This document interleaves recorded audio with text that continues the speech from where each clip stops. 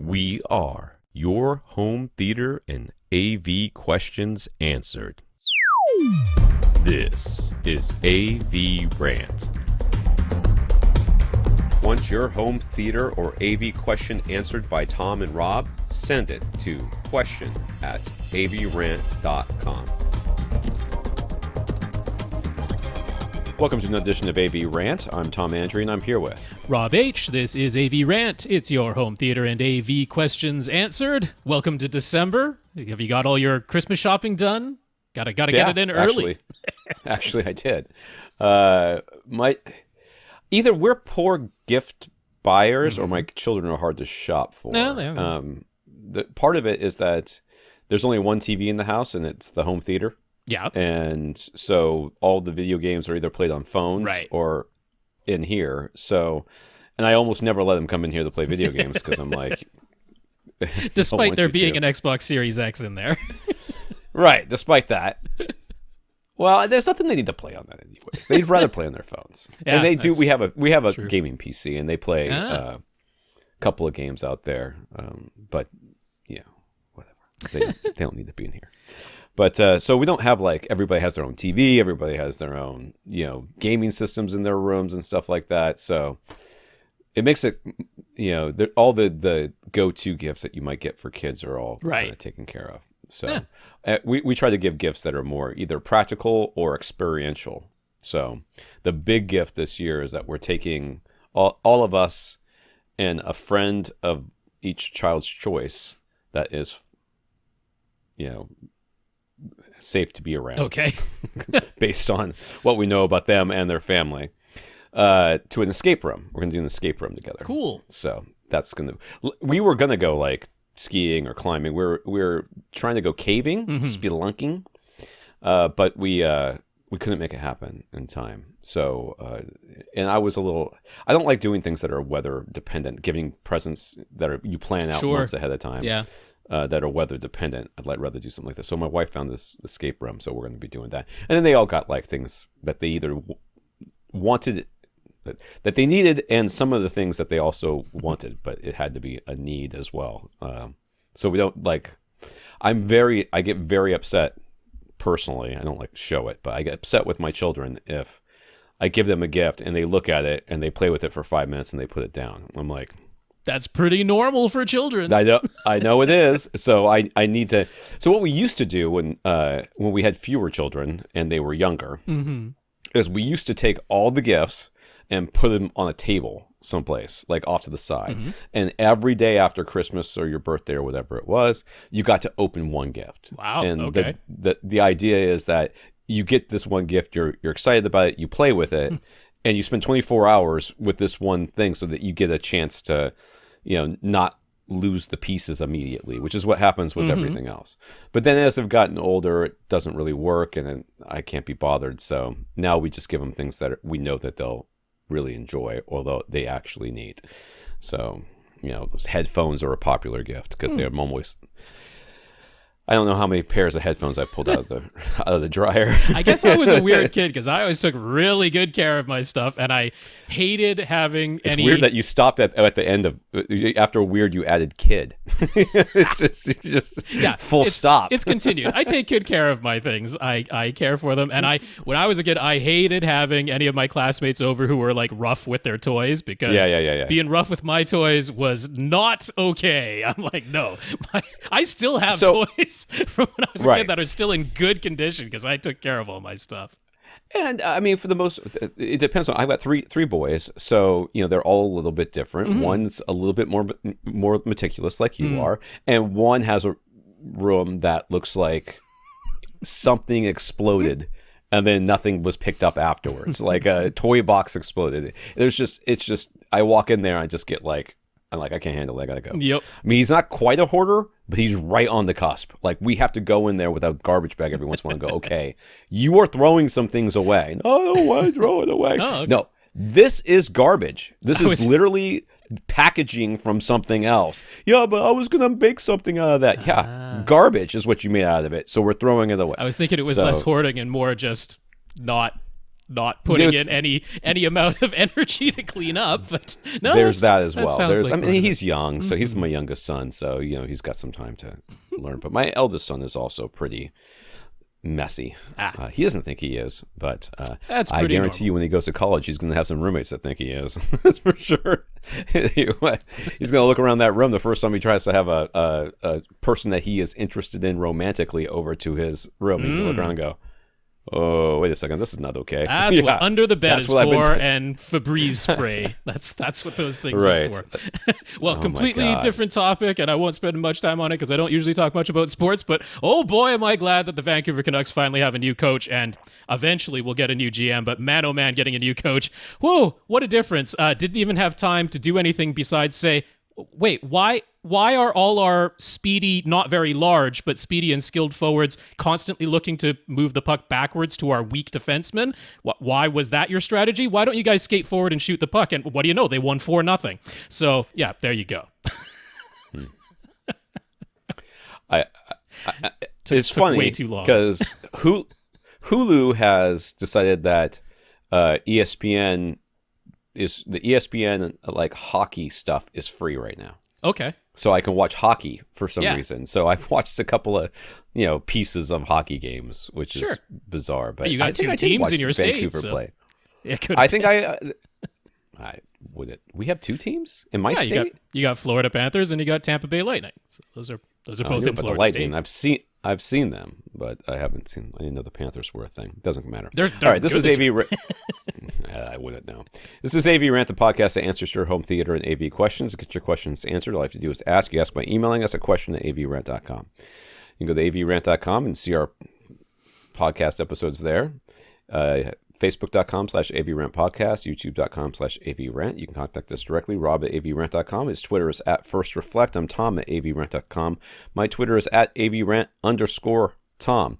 But if you want your question answered, question at avrant.com. That is our email. That is the place to send your questions, please. That's right. I want to thank our listeners of the week. To become a listener of the week, you can support the podcast in some way. One of the ways you can do that is by going to patreon.com/AVRantPodcast and sign up to becoming a subscribing, contributing listener. And every month, Patreon will take some money from you and give most of it to us. So we have 137 patrons right now, including Ron. So thank you very much to our 137 patrons over at patreon.com. Yes, indeed. That is patreon.com/AVRantPodcast. If you'd like to sign up to make an automatic monthly donation, a voluntary subscription, if you want to think of it that way, $1 is the minimum pledge amount. And if you fall asleep on the keyboard numbers for a while, the maximum is unknown at this point. No one has ever reached the maximum. So if you'd like to try, we'd be fine with that. So a big thank you to our 137 patrons. Ron, thank you for being one of them. Elon, I bet you can't find the maximum Patreon subscription right. you could give us. I bet you couldn't do it. As though he would use Patreon when... I mean, does he still have any ties to PayPal? That's how he made his initial money, was doing PayPal. So. Did he really? I forgot about that. Yeah, that was where he made his initial billion. Whatever. All right, we also want to have some notes of gratitude come in from some of our listeners. We got for keeping the podcast going. We have Ron, George, and Chris. So thank you, Ron, George, and Chris, for thanking us. Yes, indeed. Those notes of encouragement and gratitude are much appreciated. Big thank you to Ron, George, and Chris for sending those in. I should also thank Gurinder because I think it was this weekend, he attempted to give me another movie code that I never really got back to him because I'm like, I think I already have it on disc. I didn't bother to check, so... Oh. But thank you for the attempt because it's very nice for anybody to think of us and want to give us stuff or support us in any way. So a big thank you to everybody who continues to listen and send in your questions. We appreciate it. Mm-hmm. In the news this week, we have some OLED and QD-OLED, which they're trying to call QD display. Well, Samsung is. Samsung has lost their dang minds. If they think anybody's going to call it QD display. First of all, it's redundant. I mean, we know it's a display. You could call it QD-OLED display, which is what we called it in our article over at AV Gadgets. Okay. Because it's ridiculous to call it QD display. I don't understand what's going on over there. But anyways, this is as we approach CES 2022, which will be happening in, January? January, usually? Yeah. First up, we mentioned a few weeks ago how LG mentioned that they intend to introduce a new 97-inch OLED TV size, but we figured it would come in above their current 88-inch 8K model at a very high price. But new reports indicate it will actually be a 4K TV, not 8K. In addition to LG, a supported list of Sony's 2022... what did I say? Supported, but supposed, because this isn't official, but it's like one of those... I don't know, somebody got on a forum and claims to work for somebody type of things. So right. It's rumor. Right. They float this under rumor. This supposed is, list. Yeah, sorry. Supposed. Yeah, we're not gonna say that any of this is for sure. Sony's 2022 OLED TV lineup has appeared in China. That includes a new A85K series with 77-inch and 97-inch models. I don't know why it's not 85-inch, but whatever. The A80K series that will replace this year's A80J. God, I hate you so much. It's going from J to K. K's a little easier to say, so that's good. It is. So the K series will replace the J series. Will supposedly include their new smaller 42-inch size, while the A90K series will include 55, 65, 77, and 83 inches. So there you go. Sony's, whatever. I actually saw this the other day, and I kind of want to address it really quickly. When we talk about 4K versus 8K, and people are like, well, if you get a bigger 4K display, does that just mean that the pixels are further apart from each other? And the answer, of course, is yes. That's exactly what it means. And they're like, well, why wouldn't you want to get a smaller display where the pixels are closer so there'll be a sharper image? Because you literally can't see the difference. At a 77-inch, you're not going to sit as close as you're going to sit to a 44 or 42 or whatever. So, get the... Just don't. That's pixel density, and our visual acuity is such that we need about 1 arc minute of separation between 2 dots in order for our eyes, our brain, to be able to distinguish those as being 2 separate dots. So as long as each individual pixel takes up right around 1 arc minute, you won't be able to distinguish pixel from pixel. You won't get, screen door effect of literally seeing pixels as long as they're taking up approximately 1 arc minute of your vision. So get close enough to a large enough 4K display, and you'll reach the point where you can start to see individual pixels, but that's got to be real big, real close.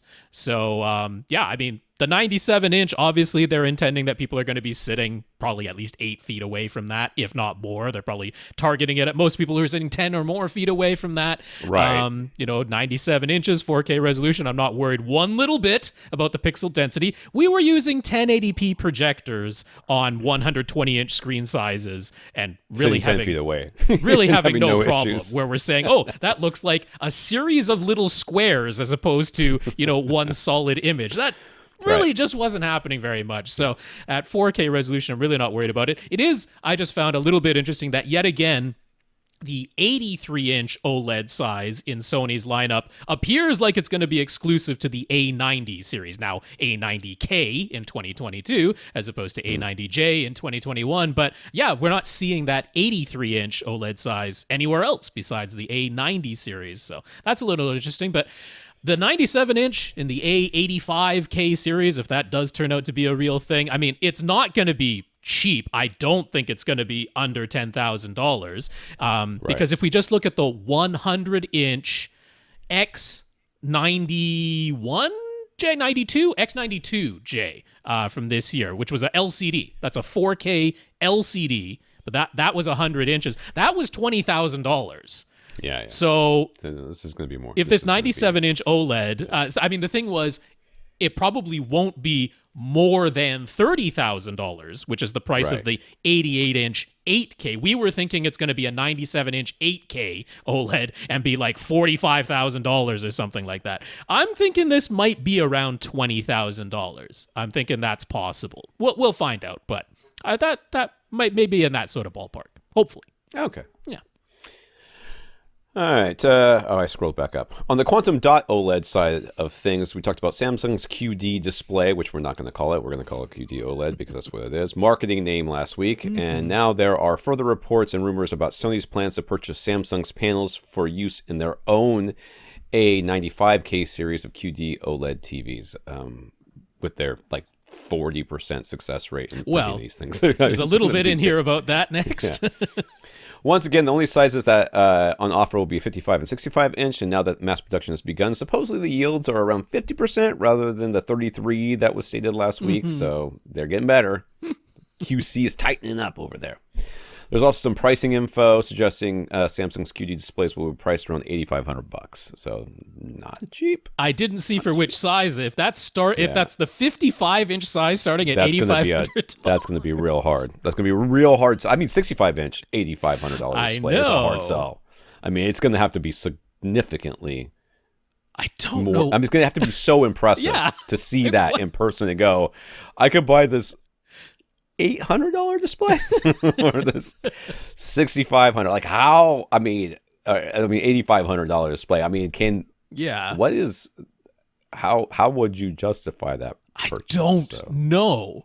I mean, let's suppose, because I mean, they were only claiming 1,000 nit peak brightness, which yes, that is brighter than current LG display manufactured OLEDs, but not to the point where your eyes are going to be like, oh wow, look at the tremendous difference. Right.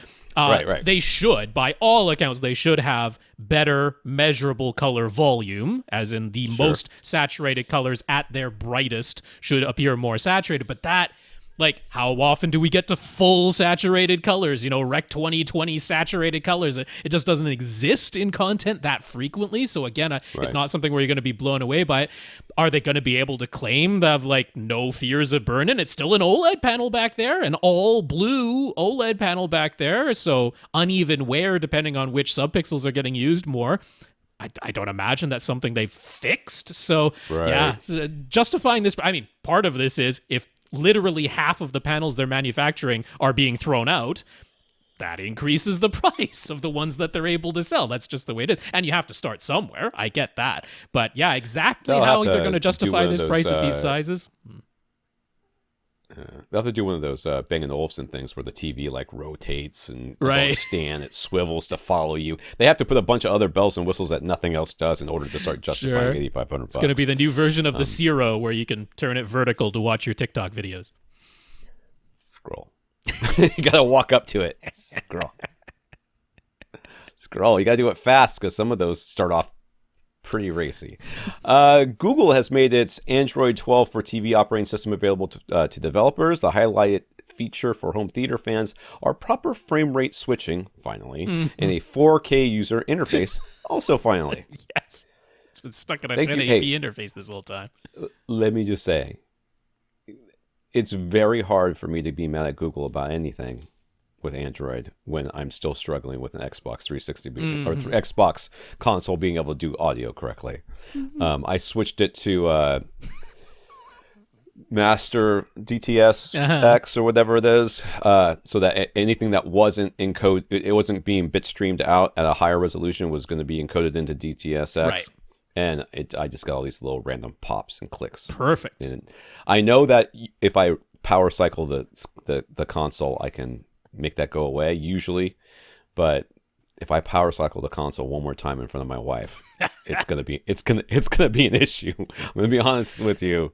She's got limited patience for me in my home theater anymore. 2-channel plus up mixing. That's the solution with an Xbox. Individual apps will still need to be updated to support the frame rate switching feature, and whether devices like NVIDIA Shield or TVs with Android TV or Google TV built in will even get the OS update is totally unknown at the moment. This is why I have Pixel devices, because I get all these updates. I don't have to worry about whether or not the gatekeeper of the updates will finally get around to it. That being said, you don't really have a choice when it comes to Android TV. There is no Pixel box that I'm aware of. I guess Chromecast. Yeah, that's the closest. Yeah, the closest you're going to get. It's worth noting that Google's own Chromecast with Google TV is still on Android 10. Woohoo! Even though Android 11 exists and the NVIDIA Shield is still on 9. That's right. So, we're just going to start leapfrogging some stuff here. So, yeah. Yep. Exciting. I hope it arrives. I would like my NVIDIA Shield to be able to automatically switch frame rates. But I mean, even if the Shield gets updated, it's still going to be on every individual app to actually support it or not. Yeah. Yeah, a little bit ridiculous. That is a real, I'll be honest with you, that's the real problem that we've run into, I think, as how these apps have been rolled out in the different platforms have rolled out. There really needs to be a unified, like, I'm going to grab the content that you have from your app thing here, and we will put it into our box, sort of like what they do with I mean, but instead of letting the app run in sort of the cloud rather than running on the actual device. That being said, I mean, I know you can't. I know I am.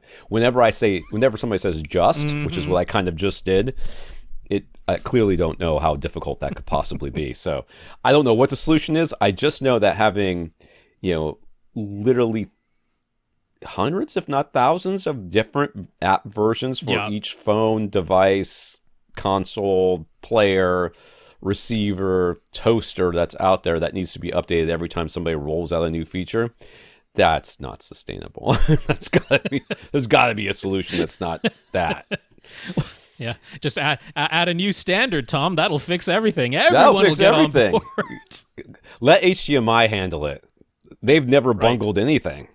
HDMI LLC.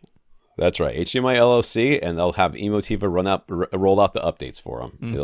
It'll be smooth as butter. Sony is planning to phase out PlayStation Now as a separate subscription service and instead offer 3 tiers of PlayStation Plus to better compete with Microsoft Xbox Game Pass service. The base tier would basically be the same as the current PlayStation Plus subscription. You'd need it for online gaming, and you'd get a couple of free games every month as long as you remain a subscriber. The second tier would add a catalog of PS4 and PS5 games that you could download and play as much as you want as long as you're a subscriber. And the third tier would add game streaming, formerly PlayStation Now, and would basically be Sony's method of adding backwards compatibility all the way back to PS1 and PSP games. It's supposed to launch in spring 2022, but nowhere on pricing yet. I would very much like to see subscription service go away. Oh. That seems unlikely. I know, but it's because it's infinite money. It's infinite money for them to continue recurring revenue. That's the what they love. We're not going to sell you the game. We're going to sell you a subscription that gives you access to the game. Well, I've got the game. I would buy a game and love to play it with you, Rob.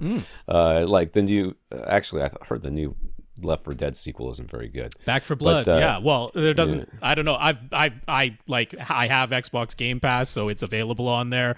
I played the first couple levels, but I don't see any way to play as the bad guys, which was the whole Left 4 Dead thing that made it fun, was being able to play as the bad guys, and there doesn't. It's just 4 of you with guns and building a card deck, because that's what I want to do in a shooting game, is build a card deck. Have things rely on that. Hey, what's popular right now? Let's shoehorn it into our game. What happened to you, Valve? Is it Valve? It's not Valve. It's people who spun off from Valve, so that's part of it. It seems like the most fun things that I liked about Left 4 Dead, they're like, why would you do that? Let's do this Let's other do something thing. new. Yeah. Let's do this other thing. Yeah. Deck building is very popular right now. It seems to be. So the whole game, subscription, Game Pass, season pass thing, it's just, my kids are, they ask me, and in fact, I've had many parents, and just this weekend I had a long conversation with a parent, and they're like, my kid wants all this stuff, and I don't really know what it is. I'm like, well, this is what it is. And how come they want these? I'm like, it's some of it's play to win and pay to win, and some of it's pay to customize, make the game shorter, and a lot of it's just cosmetics. Yep. But do they need it? He's like, I don't understand. I'm like, I know. You're not supposed to understand. It's not for you. You are an old person like me. So I mean, I understand how the whole psychology behind it works, but it's another really. I know the game companies are like, this is how this is the future right here. I'm like, this is not sustainable. You guys are gonna eventually piss everybody off. It's only a matter of time. So if you spend any time reading about what's going on in the game industry right now and all the drama, I guess is the nice way of saying it. There's a lot of lawsuits coming down the pipe right now. There's a lot of people that are going to lose their jobs eventually. So things are going to change, hopefully. Comments from listeners. Nathan found an article from Acoustic Frontiers about using your choice of seating as a starting point for designing your home theater. It sounds a lot like that commercial from was it Kohler or Moen or one of those guys where they go into the high-end architect office, and they're like, I want you to design a house around this, and they put a faucet on the table. It's like, yes, I mean, I understand that you really like that faucet, but I don't know how I design a whole. This is a little bit more reasonable than that. Nathan thought it was helpful, and it covers both scenarios of either starting with an existing room or constructing a room from scratch, and he thinks the overall approach is wise, since so often people envision having a lot more seats in a room that isn't really large enough. I mean, I understand the idea behind this. I don't agree that you should build an entire theater room around chairs.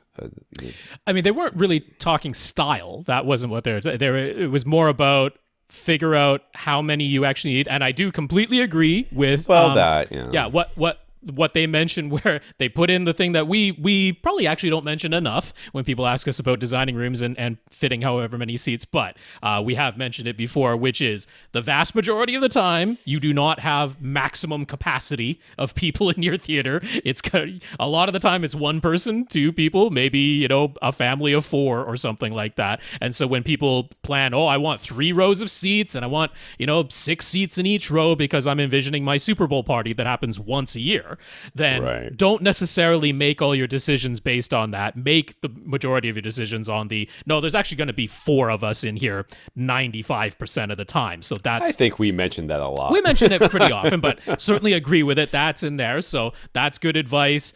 Saying, look, maybe your additional row or 2 rows of seats, they don't all need to be theater recliners. You can put just regular couches that don't recline, and therefore you don't need quite as much space. You can put a bar table with bar stools that is much more narrow, and it doesn't take up all the, front to back space that full recliners would. So that type of advice I'll agree with. The main thing that they, emphasized, and I am completely on board with, is you need more space than you probably think you do. You need walkways. You can't have your seats right up, wall to wall against both walls if you want to be able to access the front and back of your room. For acoustic purposes, for speaker purposes, you want some distance between your seats and the side walls, some distance between your seats and the back wall. So all of that advice was good. There was one thing in there about, home theater speakers just not being designed for near field, so you don't want to sit too close to them. Like, that's pretty iffy. You can sit near field to home theater speakers. But other than that one little line that they kind of just threw in there, I was really in agreement with the pretty much this entire article. So I guess the only time I would really agree with that is if you're talking about your front, left, and right speakers and placing them on a desk or something like that, or sitting really near field. And I have sat very near field to tower speakers before in like CES and CEDIA. They'll do these demos where you're out on the show floor and they'll put the speakers like inches away from you. Basically, they're almost like headphones. They're so close to you. And yes, they can resolve and give you a good stereo image, but it is literally just you. I mean, there's no way of getting anybody else in there. I guess my only problem is without having read the article, obviously, because I had no idea that this was coming. But too often I find that people read the headlines and maybe the headings of the things and don't actually read the body of the article. So when or like my article recently for all the Dolby diagrams suck, or whatever I called it, are wrong over at AV Gadgets. It's not that the advice in the Dolby diagrams is bad. It's just that the diagrams themselves, people just look at them and go, don't this is how I should... description and read the angles and all that. They just are like, okay, well, all the speakers are pointed at the person's face, so I should point all the speakers at the person's face. I don't know that I would place speakers based on where they should be placed, in the room. And if you have a slightly higher back couch than maybe most people do, or maybe you'll have forever, don't necessarily place the speakers based on that necessarily, or a larger couch or one with the big whatever. Okay. Yeah. No, the point is, we quite often get questions along the lines of, my room is 12 feet wide and 15 feet long. How do I fit 3 rows of seats? I want 3 rows of seats. I want, 5 seats in each row. What do you recommend? And it's like, not doing that. And so recommend everybody be very into parkour, because that's what it's going to take to get over those seats.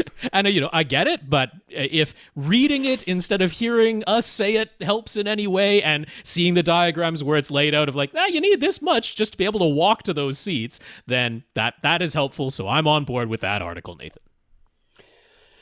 All right, let's get to some questions here. Ron jumped on a TV sale at Best Buy. He got a 75-inch TCL R635 for his bedroom. It's a large room, and they're about 15 feet away. He'll likely use an Apple TV 4K to handle all the source content, since that way one person could use AirPods for the sound if the other person is sleeping, and they could use HomePod speakers instead of a soundbar. He's second guessing his choice of TV. So is there a model under $1,500 that would be bigger and or better? What's happening over here with all these announcements on my computer? I don't know. 75 inch is pretty good size, but he is sitting quite a bit away from it. So I don't know that. Was he say $1,500? $1,500 is pretty good price for a 75 inch, I would think. Oh yeah. What you got? So I mean, I don't have a bigger that I would feel comfortable recommending. About the cheapest 85-inch flat panel I would feel good about recommending is Sony's X91J, and that goes for $2,400. $900 over the budget that you've specified. And, I mean... There's a 65-inch coming out from Samsung pretty soon that's going to be $8,500. So compared to that...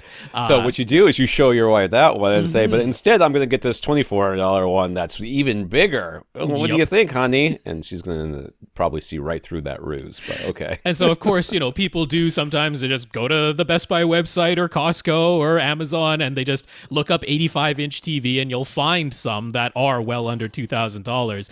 But I just don't feel good about recommending any of those on a picture quality front. You're not going to find any with local dimming. They're mostly going to be IPS panels, and it's just like a bunch of things. I'm just like, it's, to me, going up the increased screen size is such a downgrade in picture quality to fit this budget that I just don't feel good about recommending that. So I don't think going for 85 is really an option. When it comes to the Chinese brands of Hisense and TCL that we typically like to recommend for the lower price with, shockingly good performance for those lower prices. A lot of them, they just don't go up to an 85-inch size. TCL does have their XL series of 85-inch TVs at sort of 3 different tiers. But again, the one in the middle, the R745, that I would feel kind of okay about recommending, it's over this budget. So there just isn't really a great 85-inch model that I would point you to. My honest answer is I don't think you need to second guess your choice. The R635 is a really good television. The 75-inch size, I think it was $1,200 when he got it. So for that price, there really isn't anything that isn't at least a little bit more expensive that's even comparable. About the only thing you could point to in the R635 and say is quote unquote lacking whatsoever is that it does not have HDMI 2.1. It can do. Is he going to be gaming in here? Didn't mention gaming. That doesn't make any difference. But that's the thing that I am getting a little bit concerned about when I see people talking about HDMI 2.1, how important it is. I'm like, is it really though? I'm like, are you really doing that much 120 hertz? 4K gaming right now? Is that what you're doing on your console? Are you sure that's what you're doing? Because I'm guessing it's not. So for the people who are, that's perfectly fine. But I mean, that would be the only thing I could point to and say that's the feature that's a bit of a downgrade over what you could look at. So essentially, there's alternatives, right? There's Hisense's U7G. The 75-inch size of that is available for $1,200 on, it seems like we're still in Cyber Monday prices as the time we're recording this. So when I clicked on the link today, it was still $1,200 for the 75-inch U7G from Hisense. Now that's a TV that I'm really quite bullish on. I'm really quite happy to recommend that. It does have all the HDMI 2.1 features, so if that's super important and you didn't want to spend any more money, then that would be the alternative I would point you to. But I would argue that the R635 that you already have, it does get a little bit brighter, and its local dimming is a little bit better. That's not to say I think the U7G is bad. I think it's sort of a standout for its price and features, but the one that you already own, as long as you don't need the HDMI 2.1 features, is a little bit better in those two key areas. So not a reason to swap it out unless you really need HDMI 2.1. And then, of course, there's TCL's own newest 6 series model, the R646, as opposed to the 635. That one is $1,300, so it's about $100 more. Not crazy, still within the budget of $1,500 or less. And that does get all the HDMI 2.1 features. We mentioned this last week. There's a little bit of a trade-off between the R635 and the R646. With the R646, they decided to go a bit brighter, which means that its blooming is more noticeable. It tends to have a little bit better anti-glare screen on the R646, but that's the trade-off that you're looking at. Do I want to go a little bit brighter and see a bit more blooming, or stay with the semi-matte screen of the R635 and it's bright but not quite as bright, and it blooms but not quite as bad? So there you go. Lastly, Sony's X90J, mentioned that already. That's sort of the least expensive of the 85 inchers, but $900 over this budget. The 75 inch of that is available for $1,800, so still over the budget that you specified. And I can't really point at a strong reason why you should pay the extra money for the X90J, other than just if you want the brand name. That would be about the only reason. So those are the alternatives, in my opinion, and I don't see a compelling reason other than if you really want HDMI 2.1. Otherwise, keep the R635 you have. It's a very good television. So he's got an Epson 5040 UV projector. After 3,600 hours of use, it started popping up a warning every time he turns it on, saying the lamp needs to be replaced. Mm-hmm. He could dismiss the warning, and everything seems to be working fine. He hasn't noticed the image being dimmer. You wouldn't, because it happens slowly over time. He went ahead and ordered a replacement lamp, but should he have waited for the image to obviously dim or something else to happen? Is that warning like the ink on a warning on your printer, where you actually still have tons of ink left? So this is what you risk, in case you're wondering, from somebody who risked it. Okay. Okay. The lamp could explode. Okay.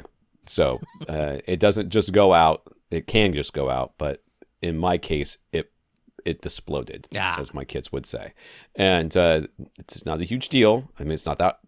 I mean, I don't think that's a huge deal. It was easy to clean up. It wasn't like a big thing. I don't know exactly which projector you have, or the 5040. Mm-hmm. So it shouldn't be any harder to clean up than mine was. It should be not a huge deal. That being said, it's terrifying, and you already have the lamp on hand. So right. I would go ahead and replace it if it were me. Mm-hmm. You probably can get a couple of hundred, maybe even more hours out of it before something catastrophic happens. But like I said, the dimming of the lamp does not happen like you turn it on one day and suddenly it's half bright. It's been slowly dimming for a long time, and you're not noticing it. Once you put the new lamp in, you'll probably notice a significant increase in brightness with the brand new lamp. That is very possible and likely. 3,600 hours is actually more than what they specify. They specify 3,000 hours as the lamp life. So getting to 3,600 hours, it's not as though they ripped you off and went way under what it should be or anything like that. It's also an indication that it isn't just a timer. Because sometimes people are like, is that warning about replacing my lamp just a timer? It's just set to a number, and no matter what's going on, as soon as I reach that number, it gives that warning.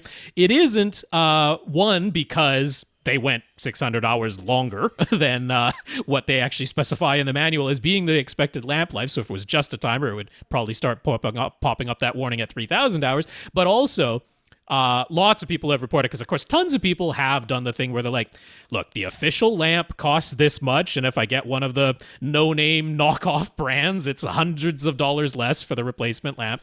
And lots of people have put those lamps in.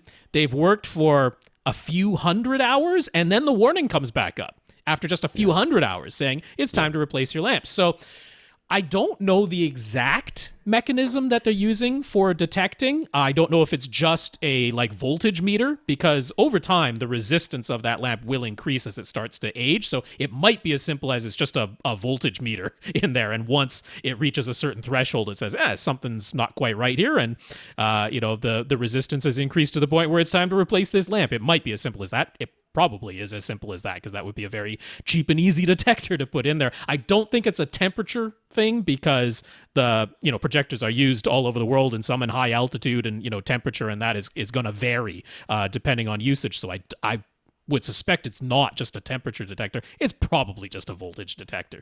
So yeah, I think it's perfectly reasonable to replace your lamp after 3,600 hours, and I don't think Epson has done you wrong in any way with that warning coming up. I would replace it.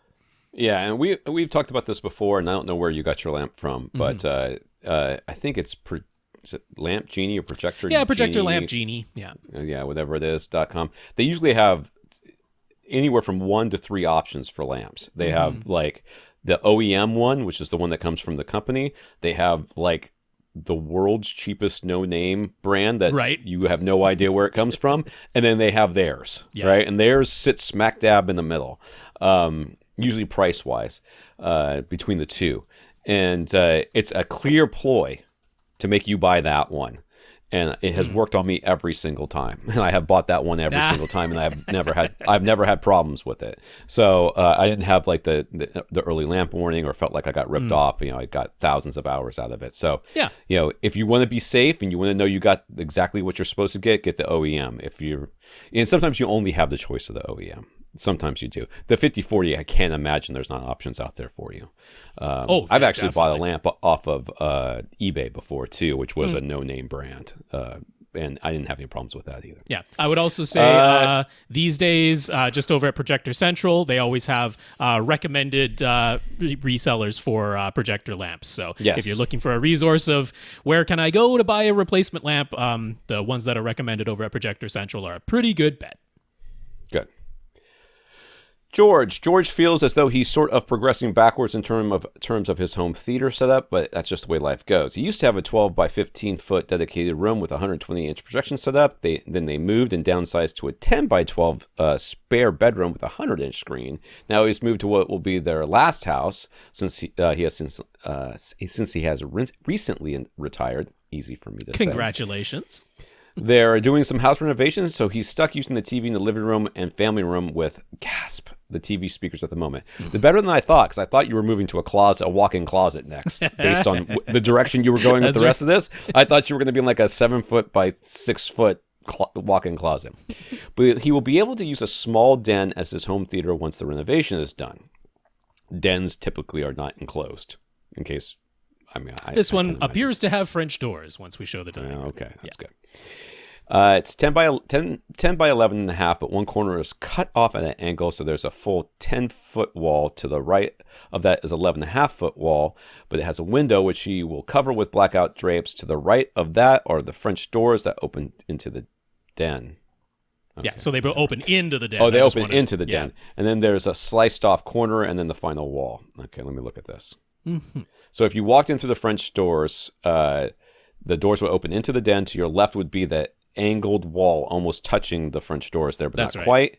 To your right would be a wall, and there's a window on that wall, and then that's everything else. Yeah, okay. And if you're thinking a 10-foot by 11.5-foot rectangle, and then take a triangle that has sides 3 feet long, that's what's chopped off of one of the corners. There's 3 feet missing off of one of the 11.5-foot walls and 3 feet missing off of one of the 10-foot walls.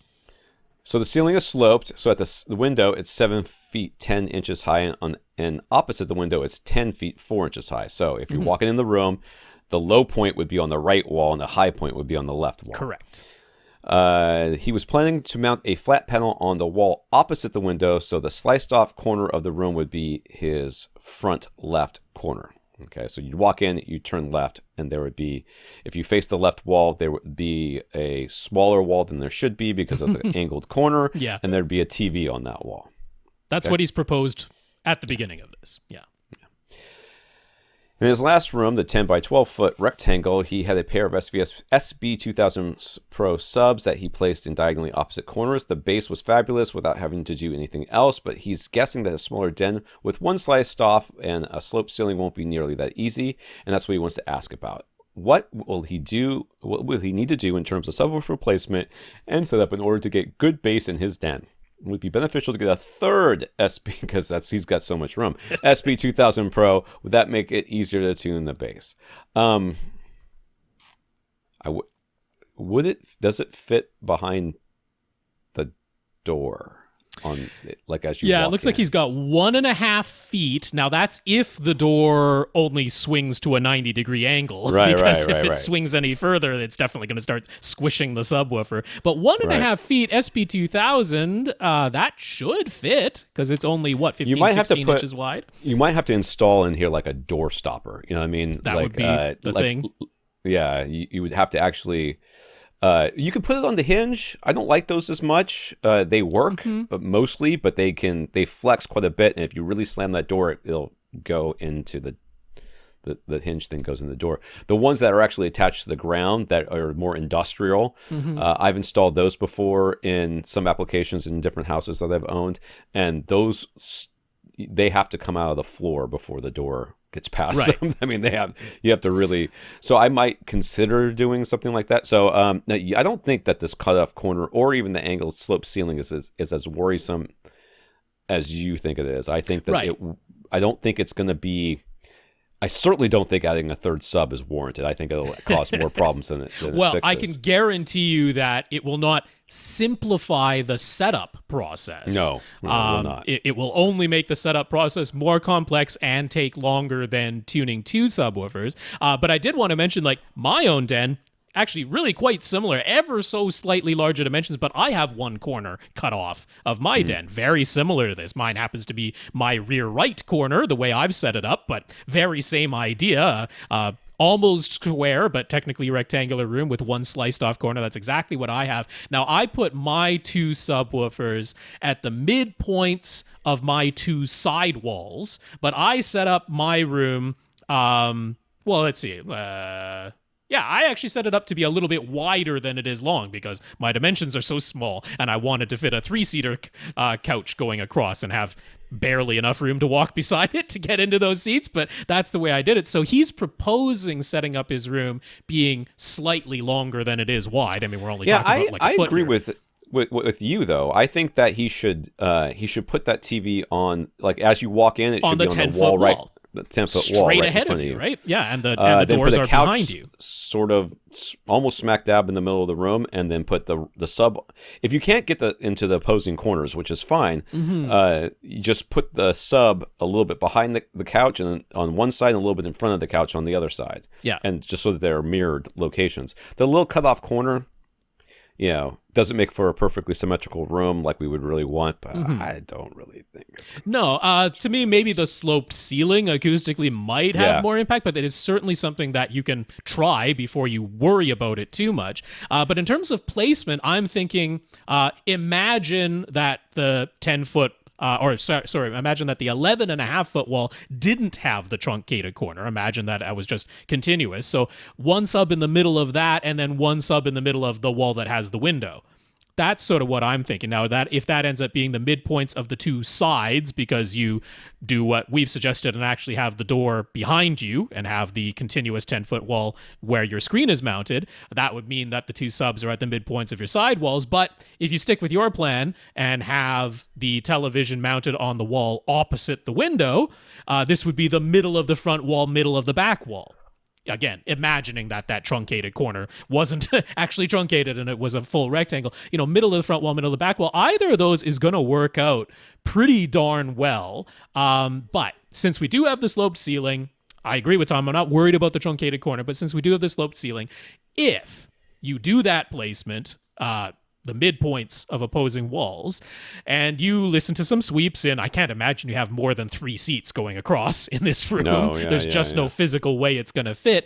But you listen in each of your 3 seats, or maybe it's only going to be 2 seats, which would be even more comfortable. That would be great. If it was a love seat or a side-by-side recliner thingy, I think that would be perfect. And if it's just you and your wife in your house that you're going to retire in, that's entirely reasonable. And if you have some guests, you bring in some chairs from the dining room. It's really not that much of a struggle to make that work. So if it is that, setting it up that way, then you can use the guides that, Tom has a guide for setting up dual subwoofers over at avgadgets.com. I, of course, have my 12-step guide to setting up dual subwoofers that I've got over at AVRant.com. In that guide. Linked to in the AV Gadgets one. And that's exactly what it's for. It's exactly for doing this with without having to invest in measurement equipment, doing it just by ear and not... Please try not to worry too much. I put that disclaimer in the text of my 12-step guide of like, there's no magical spot where you turn the phase dial 1 degree more and it all snaps into place. No. You're listening to the sweep on repeat, a bass sweep repeat. That only happens in audiophile reviews. Oh, yeah. In audiophile reviews, it happens all the time. The veil was lifted, Tom. Lifted. It was lifted, Rob. There was a veil, and there's no more veil. But you listen to that bass sweep in all 2 or 3 of your seats, and when it sounds reasonably uniform, when you move from seat to seat and you go, that sounds about the same, that's it. You're done with the adjusting of phase knobs. You're done with the worrying about subwoofer placement. You run your room correction and you live happily ever after, in the knowledge that as you move from seat to seat, you're not getting drastically different experiences. That's all we're trying to avoid, drastically different experiences. Right. Generally good experiences in all 2 or 3 of your seats. I think that'll work. If you're wondering what drastically different experiences really, really means, occasionally I'll see a question on Reddit or someplace else where somebody's like, I got a new sub. I had this sub that you are currently, you've bought a sub and you're asking if it's any good. I have your same sub and I loved it. I actually got a bigger sub from SVS or HSU or Power Sound Audio, and it gave me too much bass. Okay. I'm like, too much bass? There's too much? You can have a too much? I didn't realize too much was a thing that we could have. There can be a too much. There can be, but loud, what too much means is that either you turned it up too loud, which is ridiculous, because I mean, clearly you can turn things down. You sure could. But if somebody ran a room correction and at the end of it they're sitting there getting absolutely blown out of their seats, that's what uneven bass response sounds like. Or you're sitting in your seat, you play a bass sweep, it all sounds pretty darn good, and then you move to the seat just to the left of you, and at a certain point in that sweep, it literally goes to near silence. Yes. That is a drastic difference. That is not subtle. That is, I can clearly tell one of these things is not like the others. I will say, though, if you're really worried about that sloped corner, I really like the idea of putting like a bass trap across that whole top. You're talking the ceiling up there. The ceiling, yes. Like putting like a soffit, except like a Gick tri-trap. Like I would if you were thinking about this and you're not comfortable doing it yourself, I would contact them and say, this is my angle. Can you make me something that I can stick up there? Because those things are not hard. They're not heavy.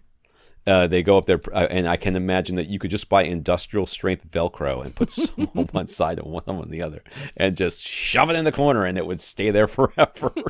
So, I mean, it might not look exactly the way you want it to look, but if you can't do it yourself, that's one of your options. You could put up an entire bass trap across that entire ceiling corner right there. And I mean, if he's saying that renovation is here. So if you just wanted to have whoever's doing the reno basically put in stick framing to make the ceiling more or less appear level, and then have all of that basically filled with cheap insulation and cover it with fabric instead of a solid ceiling. I mean, you can have a fully finished regular ceiling for the actual sloped ceiling. Right. But then that's the key. Just some easy stick framing, cheap insulation, and a fabric cover over that, and voila, you barely have that. You've covered a good percentage of surface area if you've done that with absorption. Right. It's going to make it a whole lot easier for treating this room without taking up more space on the walls. Right, it's at 7 feet 10 inches. Now, of course, we're talking if you did that, I mean, you would have to consider where the lights are and everything else that are in this room. But like in theory, you could actually put like a drop ceiling in here that goes from like 8 foot mark all the way across. You go maybe 2 or 3 inches up that one little angle, and then everything else is a drop ceiling all the way across. You put acoustic tiles up there that allow the stuff to go through, the sound to go through. Fill everything up there with insulation. Now you have easy ways to access your Atmos speakers. You have easy ways to do, can lights or whatever you want up there, because it's all, whatever. And behind it, finished ceiling. Yeah. Behind it's finished ceiling. If somebody wants to take it down after you leave, Bob's your uncle. That's right. I don't know who this Bob guy is, but he keeps coming up. As mentioned, the plan is to get a flat panel, almost certainly an LG OLED. Are you sure you don't want one of those QD displays from Samsung? Only They're 65 going to be the inches. bomb. Yeah, you got to sit real close to that for a cinematic 65 inches. You don't have to worry about the door hitting the back of the couch, because you're going to be sitting almost on the front wall. 5.5 feet away from it. He says, and he's going to put it on the 8.5-foot wall, depending on whether or not he listens to us or not. Right. Opposite the window with the sliced off corner of the room on the left. Any thoughts on that? We already said what we said. Yeah. I like the idea of turning it the other direction. Yeah, I mean, there's a lot of reasons too, because even if you take blackout curtains over there, it's very hard to keep all of the light, and the angle it's easier to stop that angle than it is, at least in my experience, than if you have a window directly behind, because that's what you're. Yeah, you're going to see that little light that comes through. Anything comes through, even if it's just a dim glow around an edge, you're going to see that reflected in the screen. Whereas off to the side, it's a little bit less. But I mean, I was also just looking at where the doors are. Yeah. If you do your plan, then you still that door is to your left, so it's not as though you can put in substantially wider seating this way, right? Because you still have to accommodate the doors being on your left. So if it were the case that the door were in a different placement, or I mean, I guess you could have it modified so the doors swing out, but I don't know what's on the other side of those doors, whether it's possible to, change the doors around so that they swing out of the den instead of into the den. If they swing out of the den and that's doable, well, then maybe you've got an extra 1.5 feet to play with for width, and maybe that's what it comes down to make your seating fit. But if not, if the idea is it's a 2-seater love seat that's going to be in here, then yeah, I would turn it around so that the TV is on the 10-foot wall and the doors are behind you. And actually, having those doors behind you is it's just about the right amount of distance. Like if the doors open and just clear the backs of your seats, that's just about the right distance, to be honest. Yeah, I do. I see what he's saying, where he can kind of center his couch area thingy on that wall, and it still clears the doors. But then you have to worry about your side surrounds, where your side surround's going to go, and all of that. I like the idea of facing them the other direction. I think it's going to give you a lot more flexibility as far as where you put your speakers, where you put your subwoofers, where you put your everything. Yep. So yeah. All right. I gotta scroll. Yeah. Carlos has an LG C9 OLED. Have you heard about the new QD displays? They're supposed to have great off-axis viewing. Is going to be awesome. They're blue. They're blue, Carlos. $8,500 for 65-inch. You can't beat that deal. We don't know. That might be the 55-inch, Tom. The 85. It might be 55 inches for 85. You only can't even ask for how much the 65 inch is. They just check your credit and see whether or not you qualify. It's like buying a house. He would like. I'm like, 83-inch LG OLED. In fact, 83-inch Sony A90J if I want the metal backplate and all of that fancy stuff and the OLED Evo panel. Or $8,500 potentially 55-inch new display. Which one? It's blue, Rob. It has blue OLEDs. It's different. It's better. It's blue. I mean, don't you understand? So what are the you're LG missing? OLEDs. They just permanently put the yellow phosphor coating on the outside to make it white initially. They're blue too. Blue. He would like one of his picture modes to adhere to strict accuracy for standard dynamic range. So that is supposed to mean peak white at 100 nits, correct? What should his OLED light setting be in order to make that happen? You should probably hire somebody to go there and measure. I mean, there actually are unit-to-unit variations a little bit, and from model year to model year, it can change a little bit. So if you want to be really strict, he said strict. He said strict. Strict means you have to hire somebody to come in and with a light $20,000 light meter. I mean, at the very least, you have to purchase a light meter of your own. Yeah. And it doesn't have to be crazy expensive. Although to be strict and accurate, I would go with at the minimum an X-Rite i1 display, which is that's $250. That's not out of, and if you want to do any manual calibration, that's a great meter to start with because it's compatible with Calman software. In fact, you can buy it off of Calman's website. Is the X-Rite i1 display, not the i1 Display Pro, because there's nothing confusing about those two names between i1 Display and i1 Display Pro. Those are two completely different types of meters. They both would actually work, but the i1 Display Pro is like $1,200, and it's a spectrophotometer.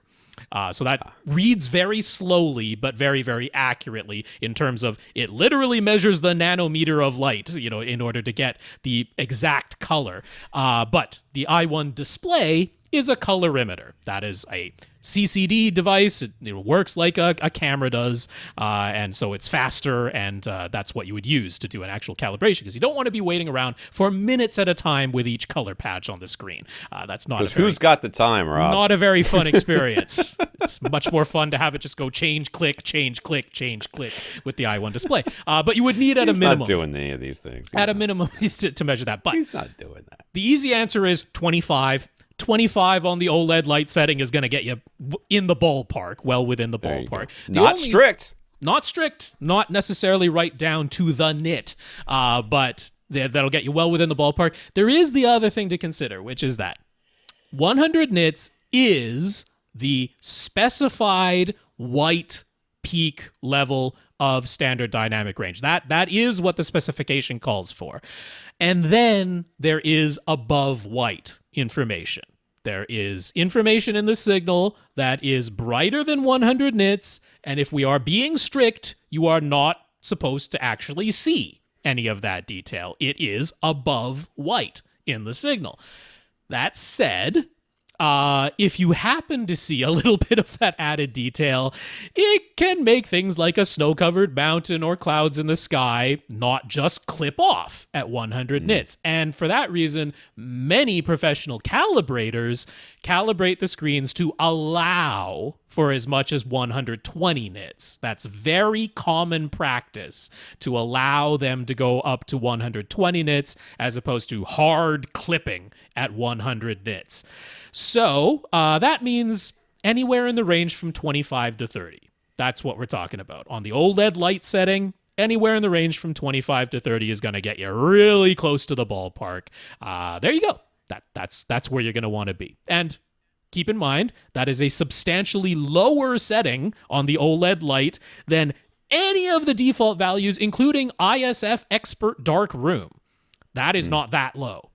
So it is a setting, if you want to be much closer to the actual SDR standards, lowering that OLED light to about 25 to 30 is where you want to be. All right. Get yourself a light meter, buddy. John uses XLR cables to go between his pre-pro and his amp, or amplifiers.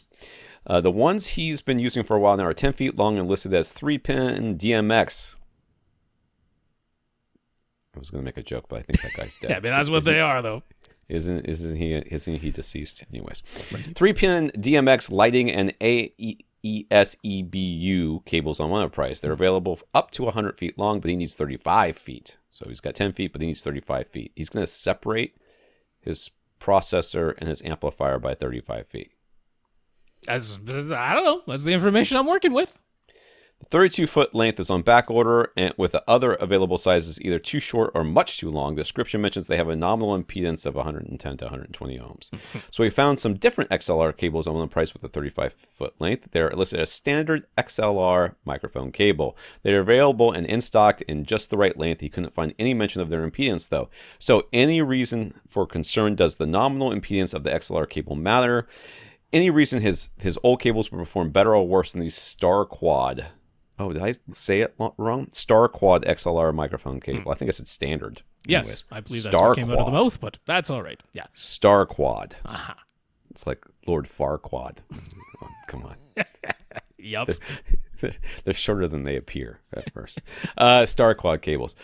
So microphone cables. So the last time we talked about microphone cables, XLRs, the one thing that we were concerned about was we were going from a 1/4-inch plug or a 3.5 millimeter plug, which is really quarter-inch plug, to XLR, and we're worried that the connectors on the end of the 1/4-inch plug line up with the correct the XLR pins connectors on the XLR side. Yeah, the XLR connectors have 3 pins, while the RCA, or if it's just a 1/4-inch but mono, just a T. What is it? TS, just a tip TRS. Sleeve. No, because tip ring sleeve would be for balanced. That would have 3 connectors. Just a TS, just a tip sleeve connector. That's 2 connectors and an RCA plug. There's 2 connectors. So how do we translate 3 pins to 2? That was what we were talking about prior. Right. But this is XLR to XLR in either Which case. means 3 pins to 3 pins. So yes. for example, if you use this microphone cable and for whatever reason the pins were in a different, where one might expect the one pin to be, there's a different pin there or whatever, it doesn't matter because you're connecting the same pin to the same pins. They're not going to switch pins in the middle of a cable. That doesn't happen. So it would be fine. Now, all of that said, why are you moving your amplifier 35 feet away from your processor? I don't know. It is so much cheaper to buy speaker wire. Like, I can't imagine a scenario where you would want to have, unless you are one of those people who believe that the amplifier needs to be right next to the speaker and with the shortest possible speaker wire run. I mean, I can envision the gear rack where the amplifiers live is like outside of the room or at the back of the room. But why wouldn't you want speaker cable? It's easier to run than XLR. No, but then you want the processor at the front of the room just so you can see the readout and use your remote more easily. I could conceive of that. Maybe why wouldn't you put the amplifier right underneath it? Because that would take space. Maybe you want a minimum amount of equipment at the front of the room, and that's your pre-pro, and then the amplifiers are living elsewhere. That Run speaker wire. That's cheaper and easier and makes no difference sonically. I mean, XLR... The deal with XLR is that it's shielded. I mean, and it's balanced so that it's more resistant. Yeah, it isn't always shielded, but it's balanced. Well, it should be. It is balanced, and it should be. It should be more resistant to outside interference, which is the whole kind of point.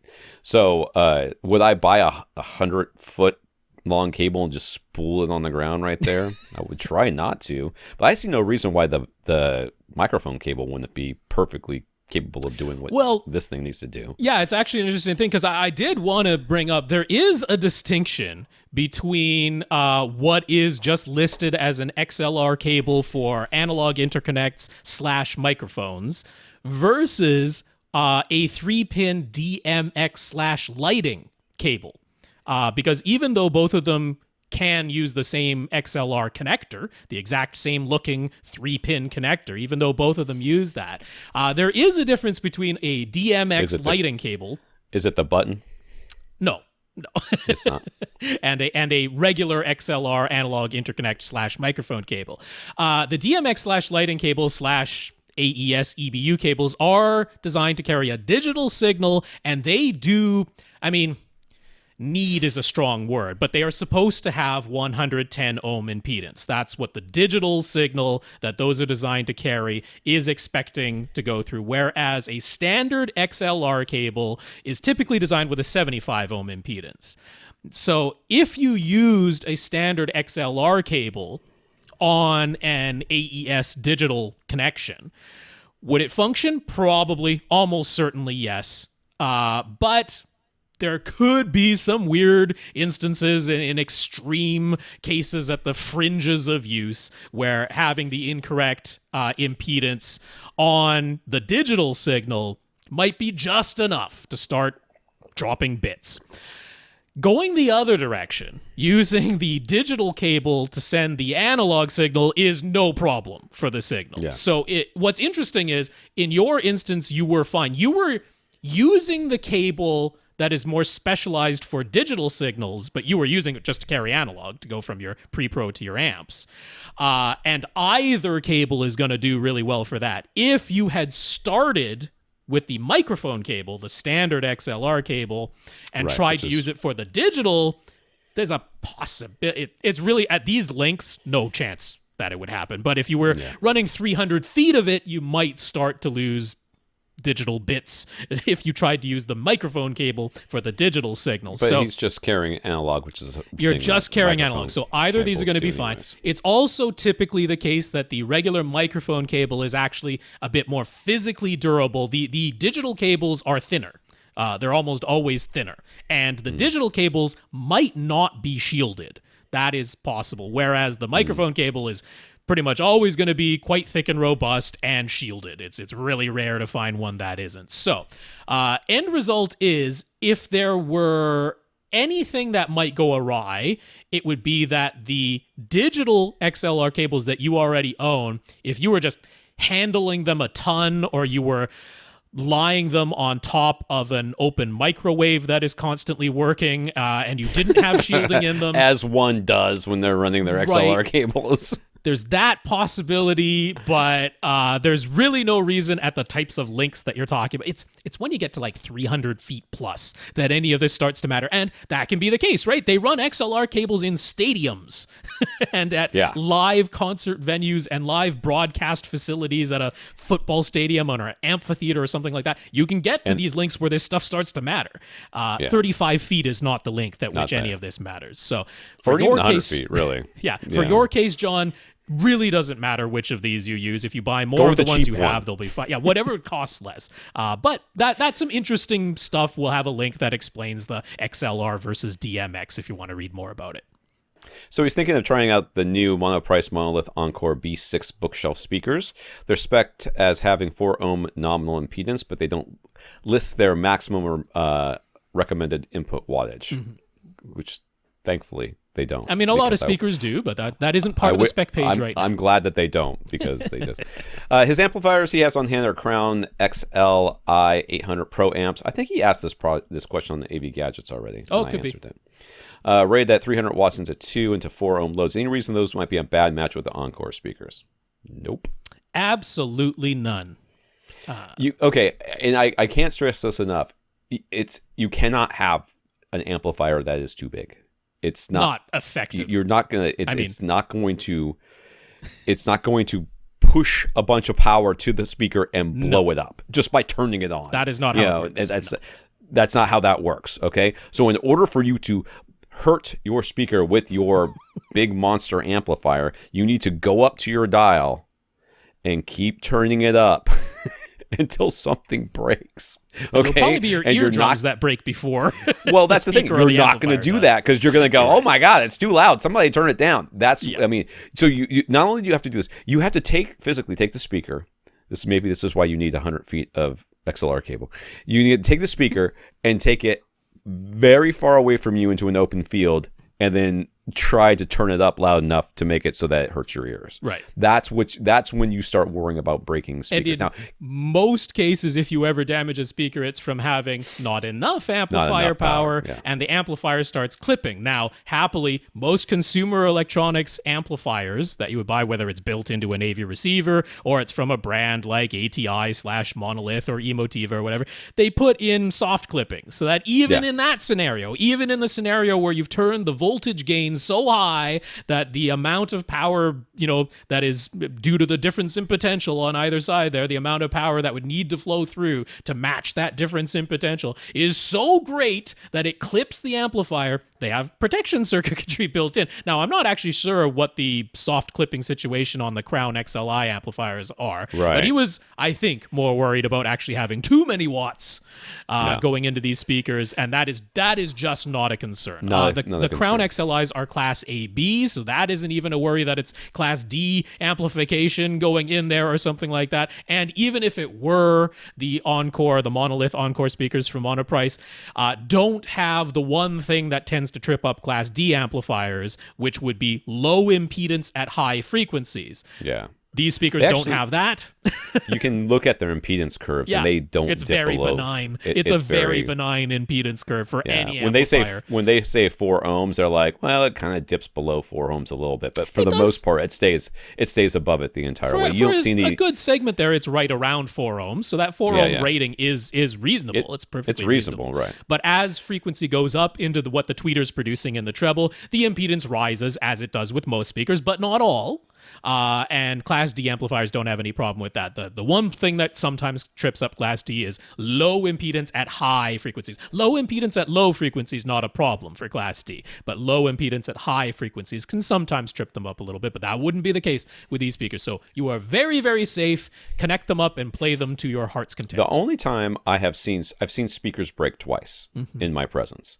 The first time it was a very small speaker manufacturer who hadn't, in my opinion, put proper protections on within their crossover. So it basically a tweeter blew. A tweeter blew as I had the volume set at something. I don't know what it was, and it might have been kind of loud. It must have been kind of loud, but I had a sweep playing, and when the sweep played, it went up to the highest frequencies. I heard a pop, and it blew out one of the tweeters. The other time I saw a speaker break was because it was a very small speaker in a very large room and we were very far away from it.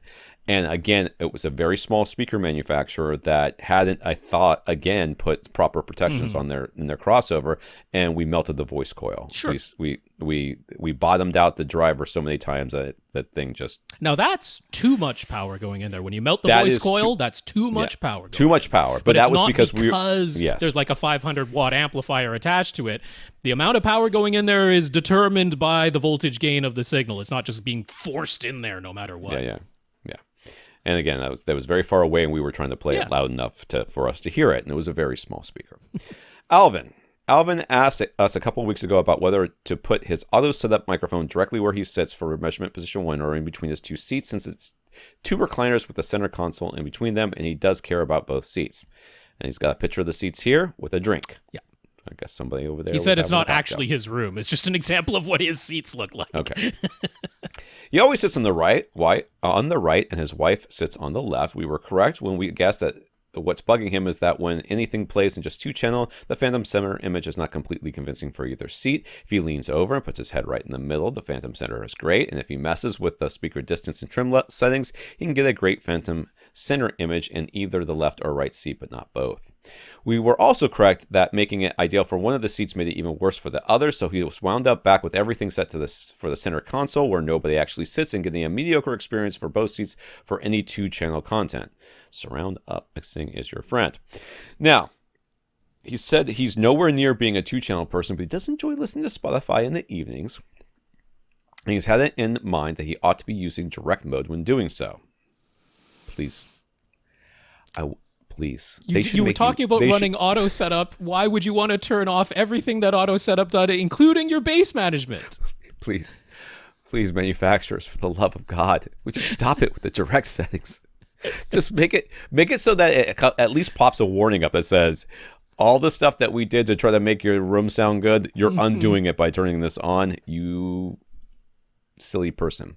The whole phantom center imaging thing has led him to using this Dolby Surround Up mixer instead. Good. And it honestly sounds pretty great, so he doesn't have any real complaints. Really? Because that's a lot of words to not complain with anyways. But it's continuing, but it's just bugging him a bit that it isn't all perfect. Rob said something about messing around with some crazy toe in. He hasn't tried that yet. Is there any sort of speaker positioning that will fix all of this, or does he just need to swap the current seating for a 3-seat couch and sit himself right in the middle of that sweet spot? I have written an article that I have not published yet that's entitled "Home Theater Recliners Are a Waste of Money." And this is exactly the reason why, okay? This whole idea that home theater recliners and having that little cup holder and having, trying to make your theater feel like a movie theater is a colossal mistake. And this is one of the reasons why. And the reason is because you do not spend more than 2 or 3 or sometimes 4, depending on what stupid movie you went to go see. My wife is very upset that movies last longer than 2 hours, by the way. She has a bone to pick with somebody. It's mostly me. I don't know why it's me. I can't do anything about it, but it's too long. But you go to a movie theater for 2 hours, you sit in a seat for 2 hours that has a cup holder and it's really nice, okay? First of all, most theaters, unless you go to one of the nice ones, most theater seats are not that comfortable and it's not that great, but yet we still try to replicate it in our homes. Second, you live in your home and you sit in your theater for much longer than 2 or 3 or 4 hours during, a screening of a Lord of the Rings movie. You sit there for, you decided to binge watch Money Heist or binge watch Squid Game or something like that. And there you are stuck in these recliners that you have literally one comfortable position in. You can't turn to the side, you can't snuggle with your other, you can't even really hold hands all that effectively without being uncomfortable. Somebody's arm is getting sliced by the stupid cup holder arm thingy that goes in between you. So if you, in my opinion, the whole I should get a different chair is exactly the right solution for this problem. Okay? And it doesn't have to be a 3-seater couch. You go, and this is the suggestion I make in this unpublished article at this time. I might publish it today since I'm talking about it. But is to go to your local store and look at the sectionals, and just don't even look at anything. Don't look at whether or not they have recliners or whether there's other stuff. Just go and find something you guys find comfortable as a couple, right? Mm-hmm. And then look to see what options they have, because almost all sectionals, and you'll ask them, if they're like, oh, I have a home theater, I want to get a home theater, they'll show you the couple of home theater options they have, mm-hmm. and they're all leather. They have arms in between every seat, or between most seats. The best you can do is barely, a love seat that's just wide enough for 2 people. But if you want kind of an oversized thing, that doesn't exist. So what I would suggest you do is just look at the sectionals and then find a couch that you're comfortable with, and then put together essentially a couch that reclines with every seat, because you can do it. You just have to look at all the options that are there and say, okay, well, the ones that have arms on them have the auto recline, the automatic press the button recline thing, which is great when the power goes off, by the way.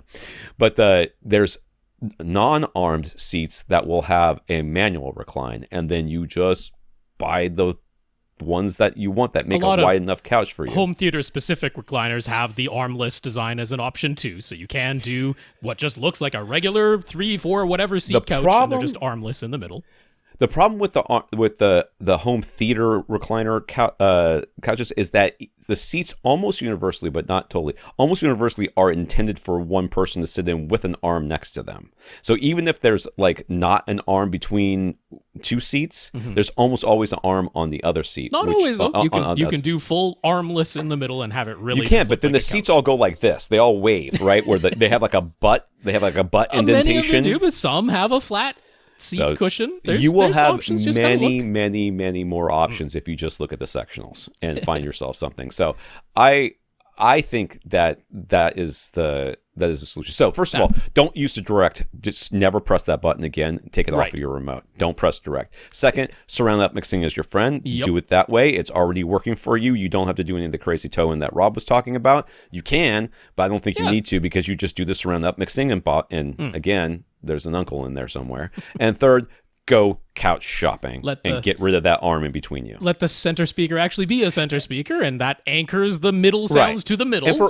For you people who aren't on YouTube or whatever, who haven't seen these pictures or won't click on the Flickr link, which I totally understand, you understand this is not a single, just wide enough for a cup holder arm in between these 2 seats. No, it's like a 1.5 feet, 18-inch wide console in between that has storage. And I think he said his was 16-inch or something like that. All right, so there you go. I was close just by eyeballing it. So it's very, very wide, and it's a complete waste of space in this couch. I mean, just go get a better couch. That's what I would do. All right. As for speaker positioning, if you do want to try what I was talking about with very, very steep toe in, the left and right speakers do need to be wider than both of the seats. So you can't do this. It's not going to work if your speakers are the same width apart as the seats or narrower. So they've got to be wider in order for what I'm proposing to even work. And then, again, just picture a laser line that is coming out of the fronts of the speakers. Normally,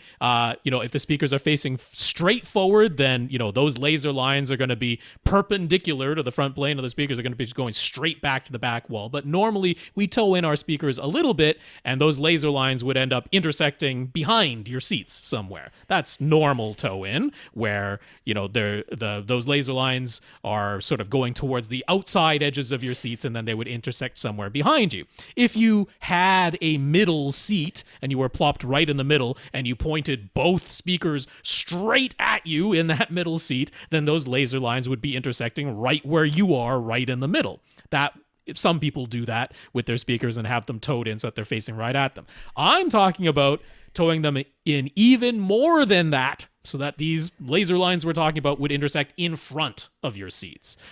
That's what I'm actually talking about with this crazy heavy toe in. And if you're trying to achieve a wider sweet spot when you are sitting quite close to the speakers, that very, very heavy toe in can work sometimes. So I think it's worth experimenting with. But ultimately, I agree with Tom.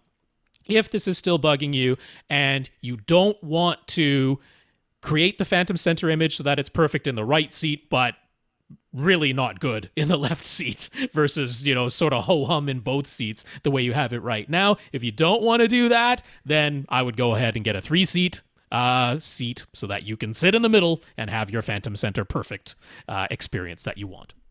Right. I have scrolled too far. He's feeling like he's in the what do I upgrade next phase, your couch. We already said that, but whatever. He has Klipsch reference series speakers all around for his floor level speakers, and he's using 4 Klipsch Quintet satellite speakers mounted high on his front and back walls where Dolby says front heights and rear heights should go. We already told him that he doesn't need an external amplifier. That cannot be more true. So would upgrading his Atmos speakers to some reference series bookshelves be worthwhile? Nope. The man's desperate to spend money. Room treatments, my friend. Room treatments. We don't know what the situation is. Yep. Is where you should be spending your money. You're going to get a couch, new couch. That's going to cost you a pretty penny right there. And then you're going to be, and then I want to hear about all the room treatments you have. And if you say, I don't really have any room treatments, then that's where you spend your money. That's what you spend. I think if you were to replace your Klipsch Quintet Atmos speakers with Klipsch reference series bookshelf speakers, you would be sorely disappointed by the complete lack of any noticeability that a change was made. The only difference that you would notice would be the difference your brain told you was there, even though it really wasn't. It's because there would be no physical audible difference that you would hear. They just don't play a large enough section of the frequency response. That's right. It's just super not worth it. It's just so like I feel like my prime elevation speakers are like so overkill for doing Atmos. I'm like, these are way too well built for this. I feel like I should get Bose. Imagine me with a pair of Sierra 2s acting as my front heights. Is that overkill for front heights? Remember just a little. I was weird when I was a kid. Yeah, you totally grew out of that.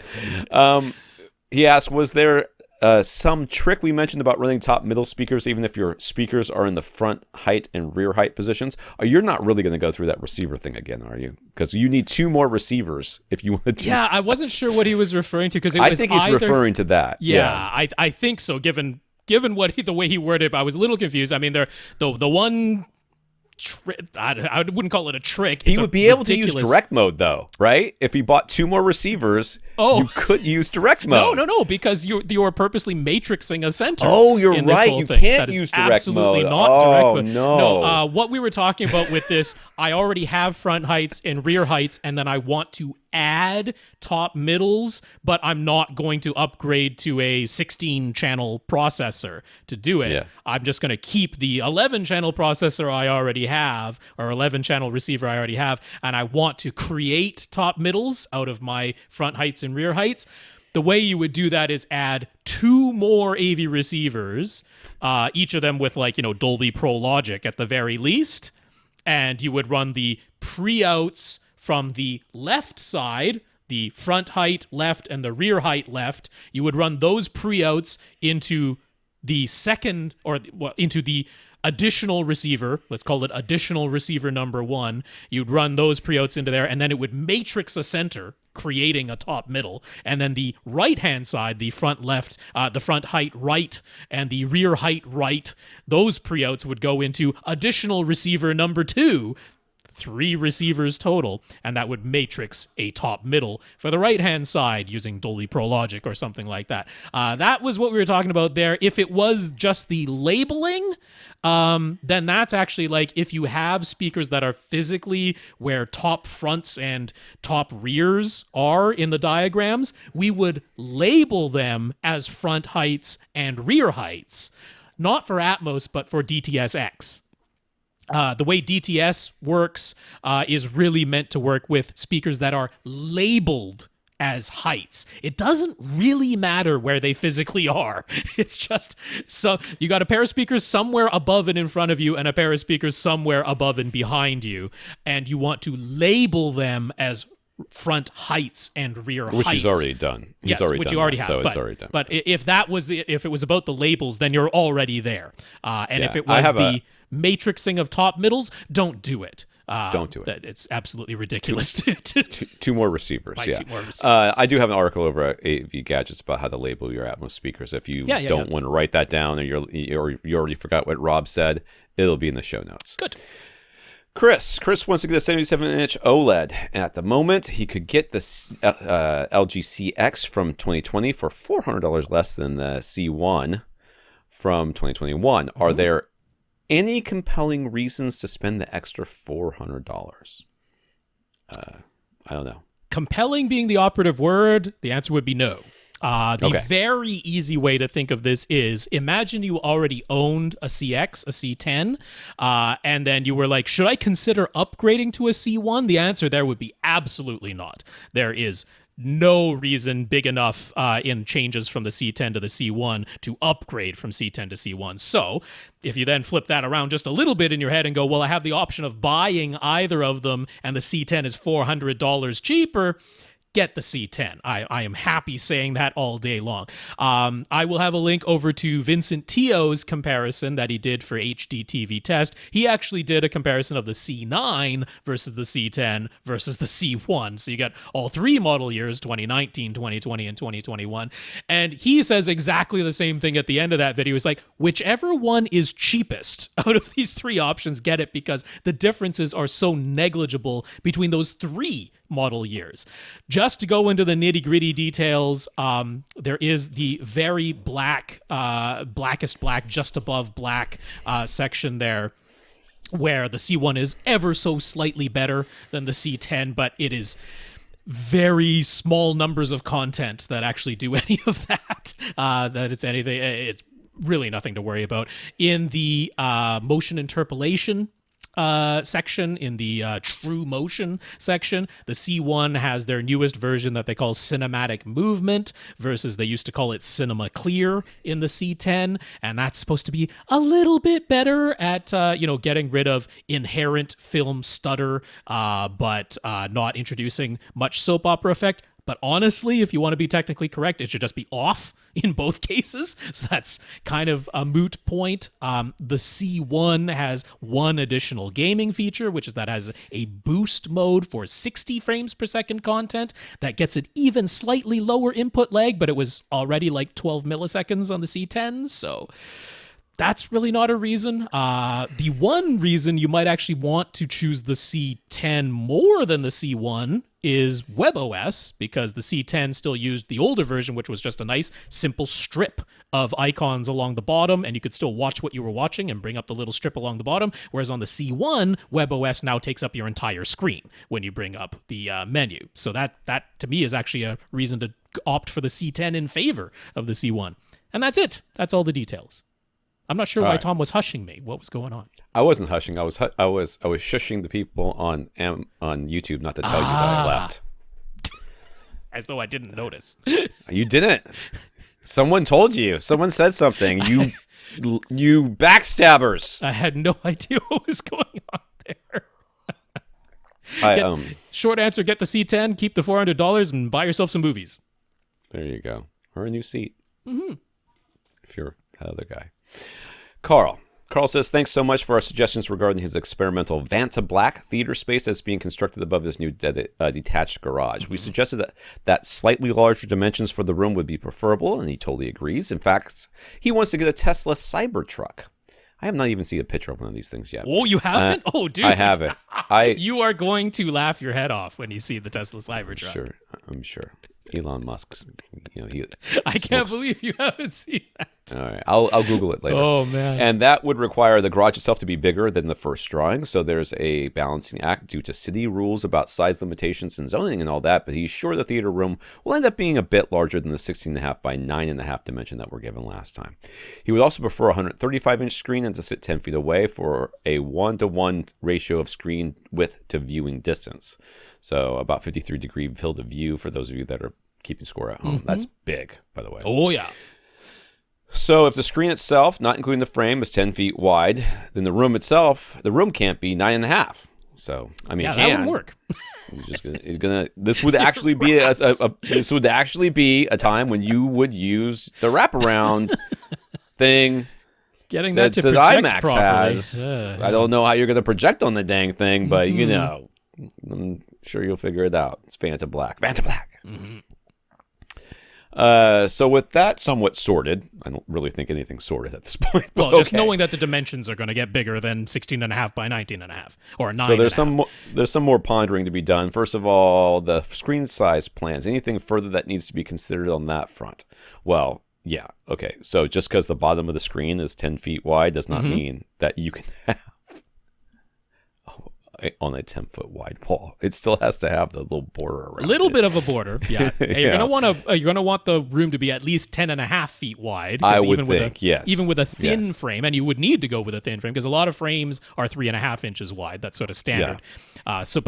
You certainly have screen options with thin frames now. So that would be doable, but 10.5 feet would basically be the minimum for a screen that is itself 10 feet wide. And remind me, is he going with a acoustically transparent with everything behind it? Well, that's coming up, because he is now. Well, that's coming up. But just some notes on this. If your image that you're throwing is 16 by 9 aspect ratio, and that is what we're suggesting, and that's going to be 10 feet wide, that would actually be precisely 137 inches diagonal. That's actually what Seymour AV sells. But all of that is to say he's going with one of the JVC laser projectors, and the lens needs to be a bare minimum of 14 feet 10 inches. Call it 15 feet.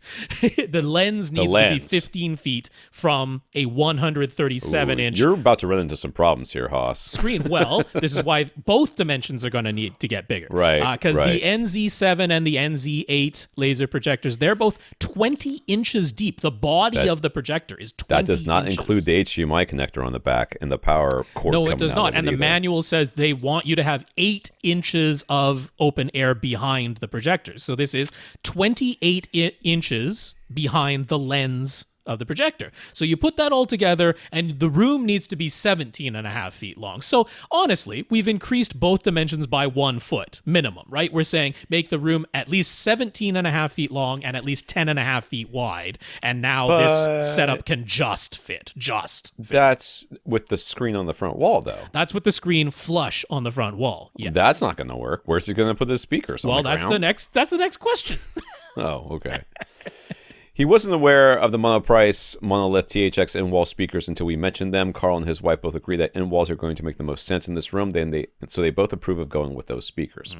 But there are 3 models to choose from, and one wrinkle is that Karl really does not want to use an acoustically transparent screen. You, sir, have too many restrictions on this room. He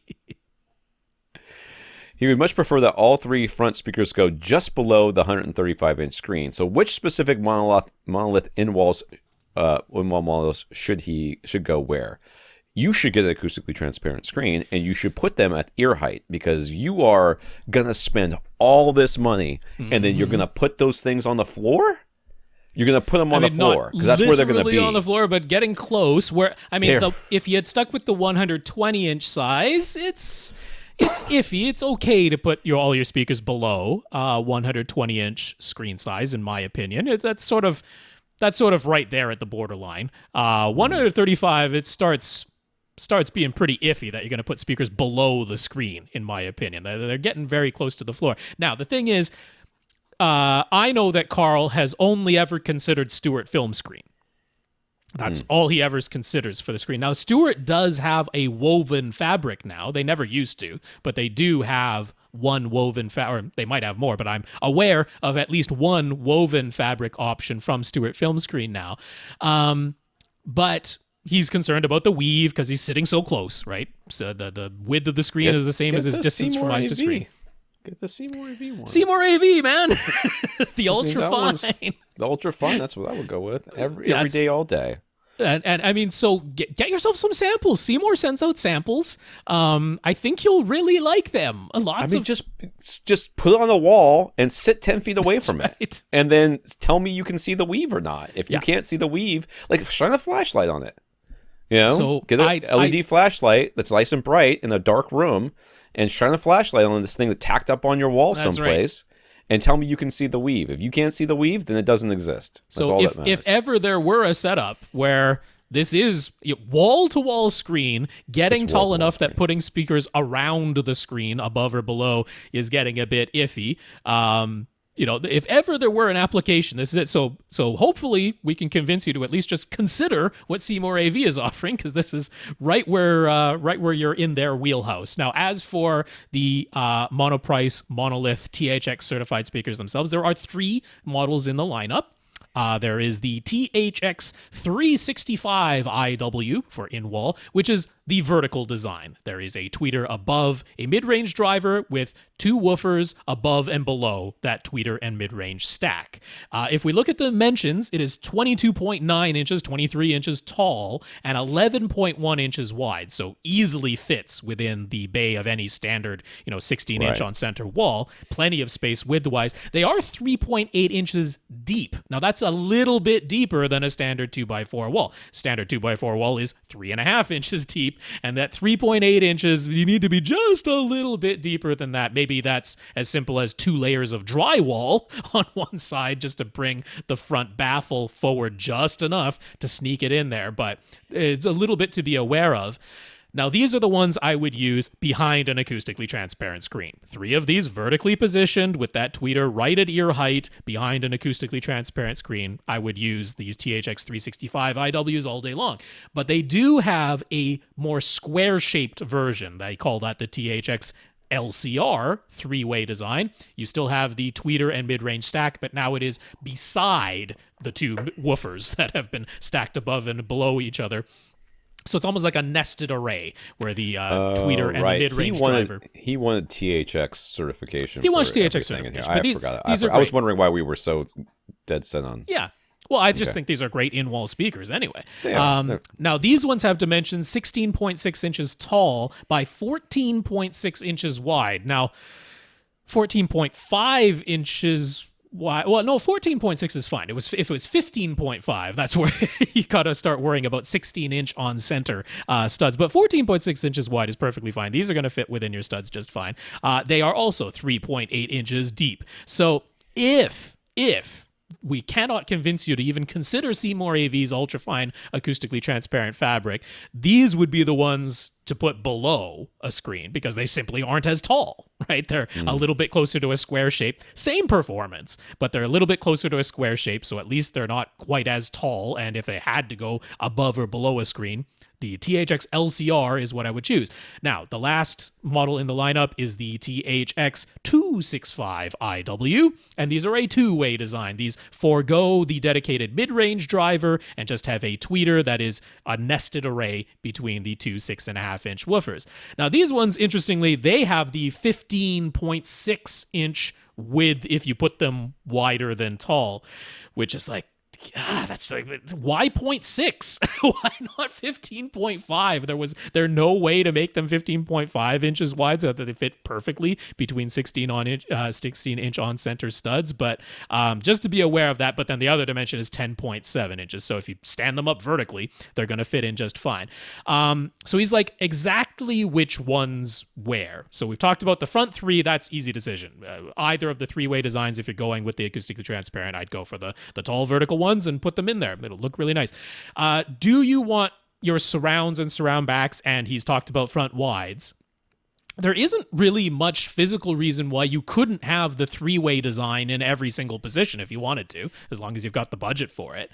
Because using those THX LCRs, that's going to fit in perfectly fine as your surrounds. It's going to fit in perfectly fine as surround backs if you want to. Surround backs, I would save the money and go with the 2-way. I wouldn't. Surround backs, if you're worried about the mid-range driver timbre matching or anything like that, I've just never been able to hear that as any sort of issue. I would save, just to save some money, I would go with the 2-way ones for the surround backs.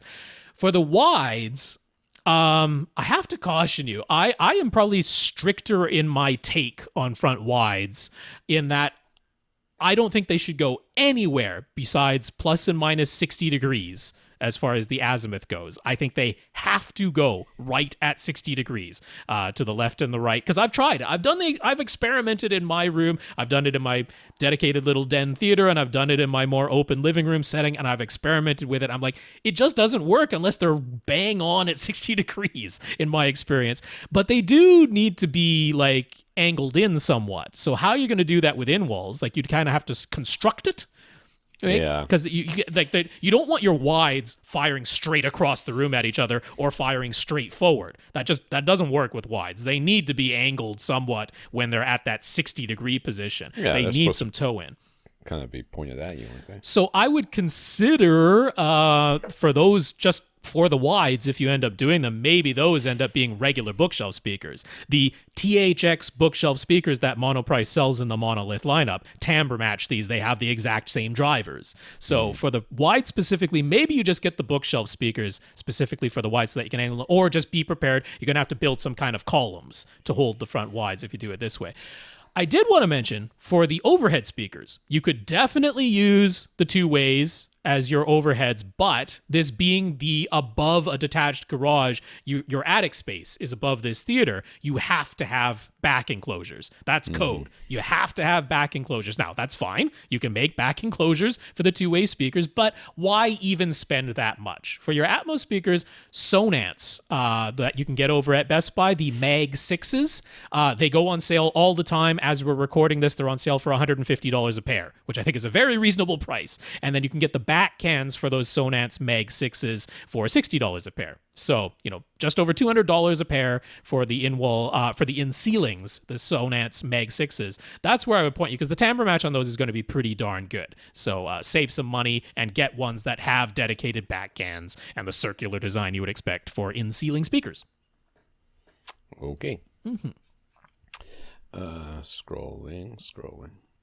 He already owns a Denon X8500H, the original version with HDMI 2.0 only. He will probably continue to use that, at least at first. He will likely send it into Denon's service center to have its HDMI board replaced with a single HDMI 2.1 input version, turning it into the X8500HA. Yep. Keeping in mind that this experimental room is meant to be overkill, can we talk through and nail down how many ceiling speakers, how many floor-level speakers, and how many subs? And will he just have to add additional amplifiers to his 8500H to handle any additional speakers? Does that 8500 do 6 overheads? I didn't think it did. I thought just the X8500H has 13 amplifiers built into it, and it can do 13 speakers. That's the long and short of all of it. So if you want to use 13 speakers, which could be 7 floor-level speakers and 6 overheads, or 9 floor level, that would be adding the front wides, and 4 overheads. You can do either of those, and you don't actually need to add any amplification. It has 13 amplifiers built in if you want to do it that way. You don't have to add any external amplification. You absolutely can. You can externally amplify any of those channels at any time that you want to. The pre-outs are always hot for all the channels, but that is the full capabilities of the X8500H. 13 channels. For complete overkill, I mentioned this last time. I think 9.2.6.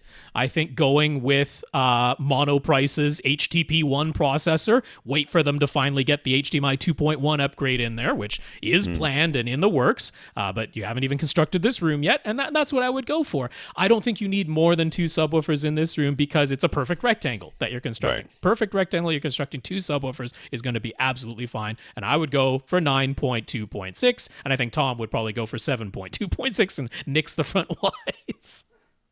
Yeah. Yep. I mean, you could do 7.2.4 and you'd still be overkill as far as I'm concerned. But yeah, sonically, I don't know that you're going to notice a difference between anything above, like, I want to say 5.2.4, but right. But if you really just got money burned a hole in your pocket, I mean, I looked at that Cybertruck, so clearly, you did. Yeah, I had seen that before. Design. I actually thought it looked very much like almost every boxcar racer that my kids built for Boy Scouts. Mm-hmm. So really didn't try too hard with that.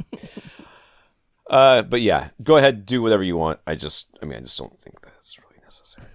On a completely different topic, Karl sent a link to a Slash Film article entitled "Here's Why Movie Dialogue Has Gotten More Difficult to Understand and 3 Ways to Fix It."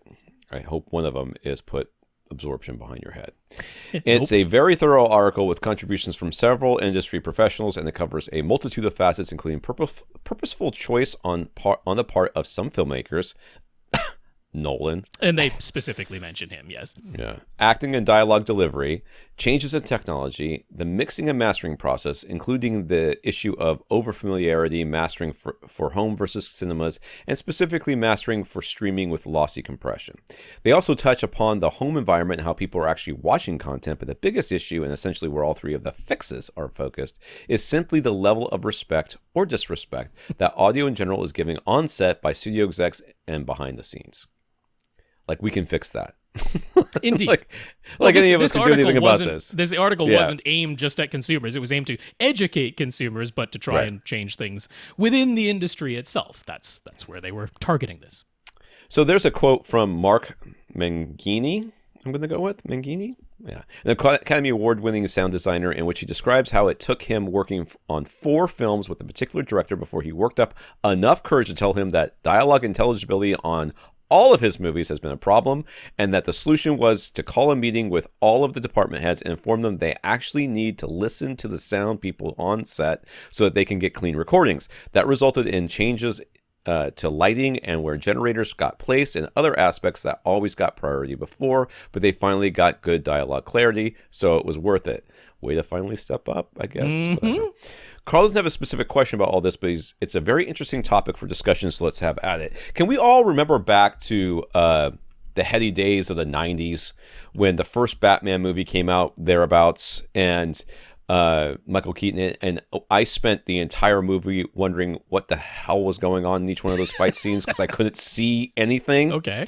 Like the blur, it was just cut, and then there was fist flying. I couldn't tell who was what. Yeah, this is kind of like cyclical within the movie industry where, you know, they get super hyper focused on one thing and then they forget everything else for a while, and that's human nature. So I don't totally blame people for doing that. But yeah, I mean, I'm glad that they're talking about it because it's important. As our population ages as well, dialogue intelligibility gets more and more important, and it should be more and more. It should always be important. I mean, the whole point.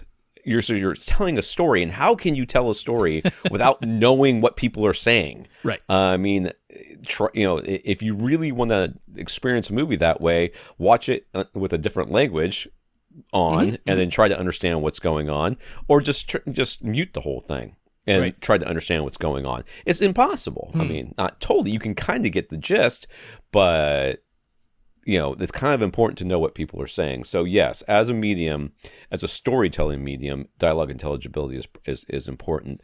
And if you know, there's only so much we can do at home. Right. Like, we can make it sound as good as we possibly can. And I've had speakers that I've reviewed, like the mono-price Dolby Atmos soundbar thing that had like a dialogue enhancer and stuff, where it tries to enhance those frequencies, and it does. It makes those frequencies louder, where the voice generally lies, louder than everything else, and that does help. But it certainly is not going to help that much if there's still a bunch of stuff behind it or on top of it that's garbling what's being said. So yes, it has to be handled from both sides. Yeah, I appreciated that this was a very holistic, and in fact, I think the author mentioned how like they didn't quite anticipate when they set out to make this article to go into as many facets as they ended up doing, but it's because all of these do play a role. Right. You know, and if you go well back, you know, when everybody was still acting on screen as though they were on stage, you know, and everybody had the very clear diction and the delivery was not like real life, but boy, could you make out what they were saying. But they knew exactly what they were saying. At the same time, there was minimal sound effects, minimal background, because they were just trying essentially to make it like a stage play, right? If you go back to older movies, that's very much what they were like. And everything has just, you know, kept evolving in that. And I appreciate that there was this focus on, no, there is something that can be done, not even in post, because they brought up some of the quotes from the industry professionals were like, yeah, so many directors and studio execs, they're like, just fix it in post. And they're like, you can't fix what wasn't recorded to begin with, Like, if it's just not there, you can't fix it. No matter what the technology is, there's only so much you can do. And they talked some interesting stuff where they're like, if we don't need the lip sync to be dead on, it's a side shot or slightly behind the person, and it's okay if the lip sync's a little bit off, like, they'll even slow down a little bit just to try and make it a little clearer. They're doing all kinds of noise reduction and noise gating and tons of stuff in post to try and make it better. Like, if we could just record it cleaner to begin with, would that be better? Yeah. Because if you've done any sort of, and I am no expert when it comes to sound, engineering on any level. I wouldn't even qualify myself as a knowledgeable amateur. I can do the things I can do to make this podcast go out. And if you're like, well, it sounds okay compared to other podcasts, thank you. That's what I was going for. I was going for better than most of them, because a lot of them are garbage. But I'm never going to be at the level of the high production ones because I don't have the tools or the experience or the knowledge to do so. But it is so easy to screw up audio by trying to denoise it, right? Or denoise something out of it that just makes everybody or makes that voice or whatever track you're on sound just robotic. And I have had this, and I've talked about it in the podcast, but not in a while. I have done recordings where my side of the podcast came out distorted, and it was something to do with the recording equipment and how it was set up or whatever. I don't remember what exactly happened. I ended up having to make some changes, but what I had to do is basically go, because there was no way to fix it. There was no fixing it. I could not make my voice sound normal. I couldn't do something to it to make it sound normal. There wasn't some magic button I could press. And I don't think there's something that anybody else could have done either. So what I had to do was basically go back through and do the entire podcast again. I listened to my side of the audio. I listened to the whole thing, but then recorded myself repeating what I had just said with the same inflection and the same and for volume. Movies and TV, they have ADR, automatic dialogue replacement, which they actually, somewhat interestingly, wasn't mentioned at all in this article, and I found that a little bit strange because that is something that goes on, but not for literally every single scene all the time. And there's often those times where you can tell that they did something in ADR, and it very audibly sounds different than the rest of the dialogue that's being spoken. Like, it sounds like they recorded it in a padded room instead of on the set, and you can just tell by the way it sounds. More typical in television than it is in movies, but you can go spot back and listen or watch movies from countries where dubbing all the actors is a common practice. These are places where every movie is shot with, and they record the dialogue, but then they have the actors go back into a studio afterwards and dub over the top of it. It never sounds right. Right. It doesn't look right. It doesn't sound right. They can never get it exactly right. Yeah. So that is not the solution. But I mean, they do a good job of pointing out, like, money and time. It's money and time. And I mean, with the amount of content that's being shot these days, and very often on lower budgets than you might anticipate in way shorter amount of time than you really need, when they're like, look, I just need to get this shot, and if the sound suffers, well, we just don't have time to either A, set up and do it again, or B, listen to the sound guys and do it the way they want, because they want to put their microphone right where I need a light to be, and guess which one wins? So, they're basically saying if you can change the whole industry to put more money and more time and care more about every facet of movie and TV making, well, okay, we can probably fix this dialogue thing. All right, let me do one last question. I know we're going to go over a little bit, but this is a short question, or shortish. From Mike: SVS Prime bookshelves versus Ultra bookshelves. Are the Ultras worth twice the price?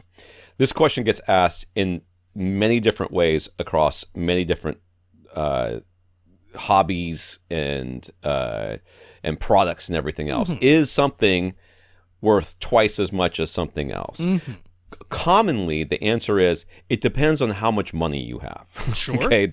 The answer is if you have just enough money to buy a loaf of Wonder Bread, is saving up to get a loaf of a more expensive bread going to be worth it? And the answer is no, because you are hungry and you need a sandwich. Sure. If you only have enough money for Prime bookshelf speakers, and you are unlikely to ever in like the near future have enough for Ultra bookshelves, should you go ahead and get the Prime bookshelves, or should you try to save up for the Ultras? Will they be worth twice the price to you? The answer is probably no. I don't know that you're going to see double the performance that you're going to see. But no, I mean, like the whole thing of, are they twice as good? No, Right. they are not twice as good. You are not going to listen to the primes and A/B compare them directly, side by side, maybe even blind. You're not going to do that, the Prime bookshelves versus the Ultra bookshelves, and go, one of those is twice as good as the other.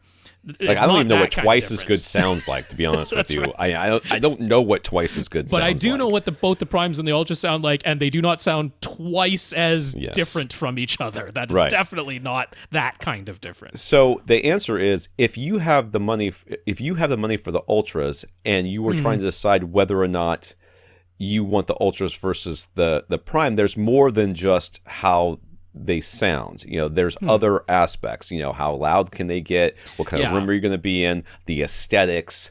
They are a higher performing speaker. They are a better performing speaker. There is no doubt. There's objective evidence. Well, yeah, I mean, I think that is true. Maybe the easiest one is just objectively the Ultra bookshelf speakers can absorb more power and play louder. Like that is just objective fact. That's just what it is. Yeah. You could literally just go by the specifications and see that. So if we're putting this in terms of how far away can you be and hit full reference volume, with the Prime bookshelf speakers, the answer would be about 13, 14 feet. And with the Ultra bookshelf speakers, you're 18 to 20 feet. You could be that far away and still hit full reference volume based on the output capability and power handling capability of the Ultra bookshelf speakers versus the Prime bookshelf speakers. So that's just an objective difference. Are you sitting 15 or more feet away and you want to hit full reference volume consistently? Well, then you have an objective reason to choose the Ultra bookshelf speakers over the Prime bookshelf speakers. That would be one way to put it. I mean, so it's hard for me to answer this question for you because the frame of reference is not complete. Yeah. This is not a complete question. I have X amount of dollars to spend, and this is my room, and this is what I'm looking for sonically. This is where I sit, and this is what I care about aesthetically. Which one of these should I get? Well, then maybe I can tell you the answer to that question. There are a lot of people who would say that they believe in their subjective, they'll call it objective, but in their subjective opinion, that the Ultras are easily worth the additional price. I see, right. And there's going to be a lot of people out there who are going to say in their subjective, they'll call it objective opinion, that the Primes are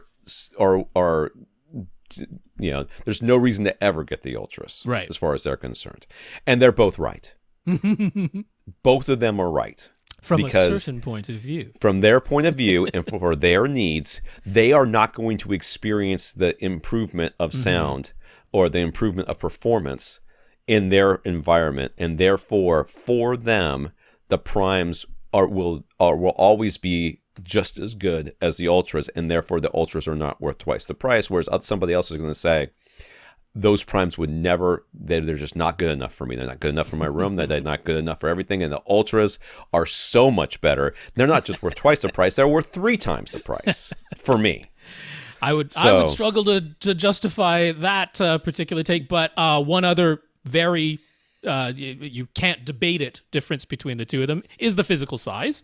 The Ultra bookshelf speakers are physically larger. You could just go by the specifications for that. But I wanted to point out that on SVS's website, they have their view in your space little blue button that is below the pictures if you go to the web page for either of these, in fact, any of their products. And that is a handy thing. Use it on your phone or your tablet. That's certainly the easiest way. And it's augmented reality. It brings up a 3-dimensional virtual model on your phone that you can see on your screen. And using your phone's camera, you can put that in your actual space and sort of get a augmented reality virtual look, and you can compare the sizes, because sometimes people don't realize how big those Ultra bookshelf speakers are. They are bookshelf speakers, but they are not small. They're not small. They're not the biggest ones I've ever seen. No, I've seen much bigger ones, but they're substantial. Sometimes people get a look at it and they're like, oh yeah, I definitely want the Prime bookshelf speakers just based on physical size. In terms of other attributes I could point to, the tweeter on the Ultra bookshelf speakers, it again, objectively, this is measurable, does extend a little bit higher, including up into frequencies that your human ear just can't hear anymore, but that extension exists. And then overall distortion levels, that's sort of tied into the output capabilities and that, but just overall distortion levels on the Ultras are a little bit lower, right? Those are measurable differences. Now, how perceptible, how noticeable that's actually going to be to you depends tremendously on your listening environment. But those are why are they any more expensive than the Primes? Why do they even exist? Well, there are those, right? They're more expensive because they are physically larger, they use more expensive components, and in terms of performance, they can play louder with lower distortion. That is why you might be able to justify paying more for them. But again, right back to the beginning, I would never claim that they are twice as good. It's not that. We're starting to get into a little bit of diminishing returns, where you're starting to pay twice the amount of money, not for twice the performance, but for better performance. You can look at this in cars too. I mean, for those of you that are looking for an analogy, right? But we all own cars, right? But what do you have to get? What has to happen to the car you currently own for you to get twice as good performance? Now, what are all the metrics that you would have to measure on your car to get twice as performance? And does that cost twice as much? Right. And just by thinking of how fast your car goes, that to get twice as fast, you are not paying twice as much. You're paying much, much more than that. And that's where those diminishing returns come in, because there's a lot of other aspects that go into it as well. And I guarantee you won't fit as many groceries in that twice as fast car, by the way, in case you're wondering. Well, if everything is twice as good, everything be twice as big as well. That would be interesting. And twice the fuel efficiency on top of that. Wow, you're asking a lot. Sounds like a Tesla truck to me. It's certainly not just carved it out of a block of wood and said, just go with this. I carved this block of wood. Make this into a truck. Put some wheels on it. Mm-hmm. All right, Rob, who do we have left? We have Steve. Goes by Steve the Geek. He's over from nextgenhometheater.com, one of my favorite websites to keep track of physical discs. But yes, we were talking Steve's question, including some stuff about bias lights that I'm eager to get to. So that'll be fun. And Infinite Gary had another question. So that'll be up next week. It's no longer Infinite Gary because of his infinite baffle subs. It's Infinite Gary because he has infinity questions. Yep. All right. I want to thank our listeners on the week. I'm going to thank our 137 patrons over at patreon.com, including Ron. Yes, indeed. Patreon.com/AVRant podcast is the place to go to sign up for an automatic monthly donation. And a big thank you to our 137 patrons, including Ron. I also want to thank those who sent in some notes of gratitude for keeping the podcast going during the ongoing pandemic, including from Ron, George, and Chris. So thank you very much. Yes, indeed. Do appreciate those notes of encouragement and gratitude for keeping the podcast going. So Ron, George, and Chris, thank you very much for those. And a big thank you to everybody who continues to listen and send in your questions. Do you want to say it? I'll say a question at avrant.com. That's our email address. I stole it from you because sometimes you don't say it and sometimes you do and sometimes you regret I mostly say it. You mostly say it, but sometimes you don't. Last week you didn't say it, so now it's been said. Question at avrant.com is the place to send your question. Was last week the week that the Skype cut out at the very end? It did. That might be why it happened. So you can't blame me, you blame Skype. For AVRant, I'm Tom Andry. And I'm Rob H. Now stay in and listen to something. Want your question answered? Send it to question@avrant.com.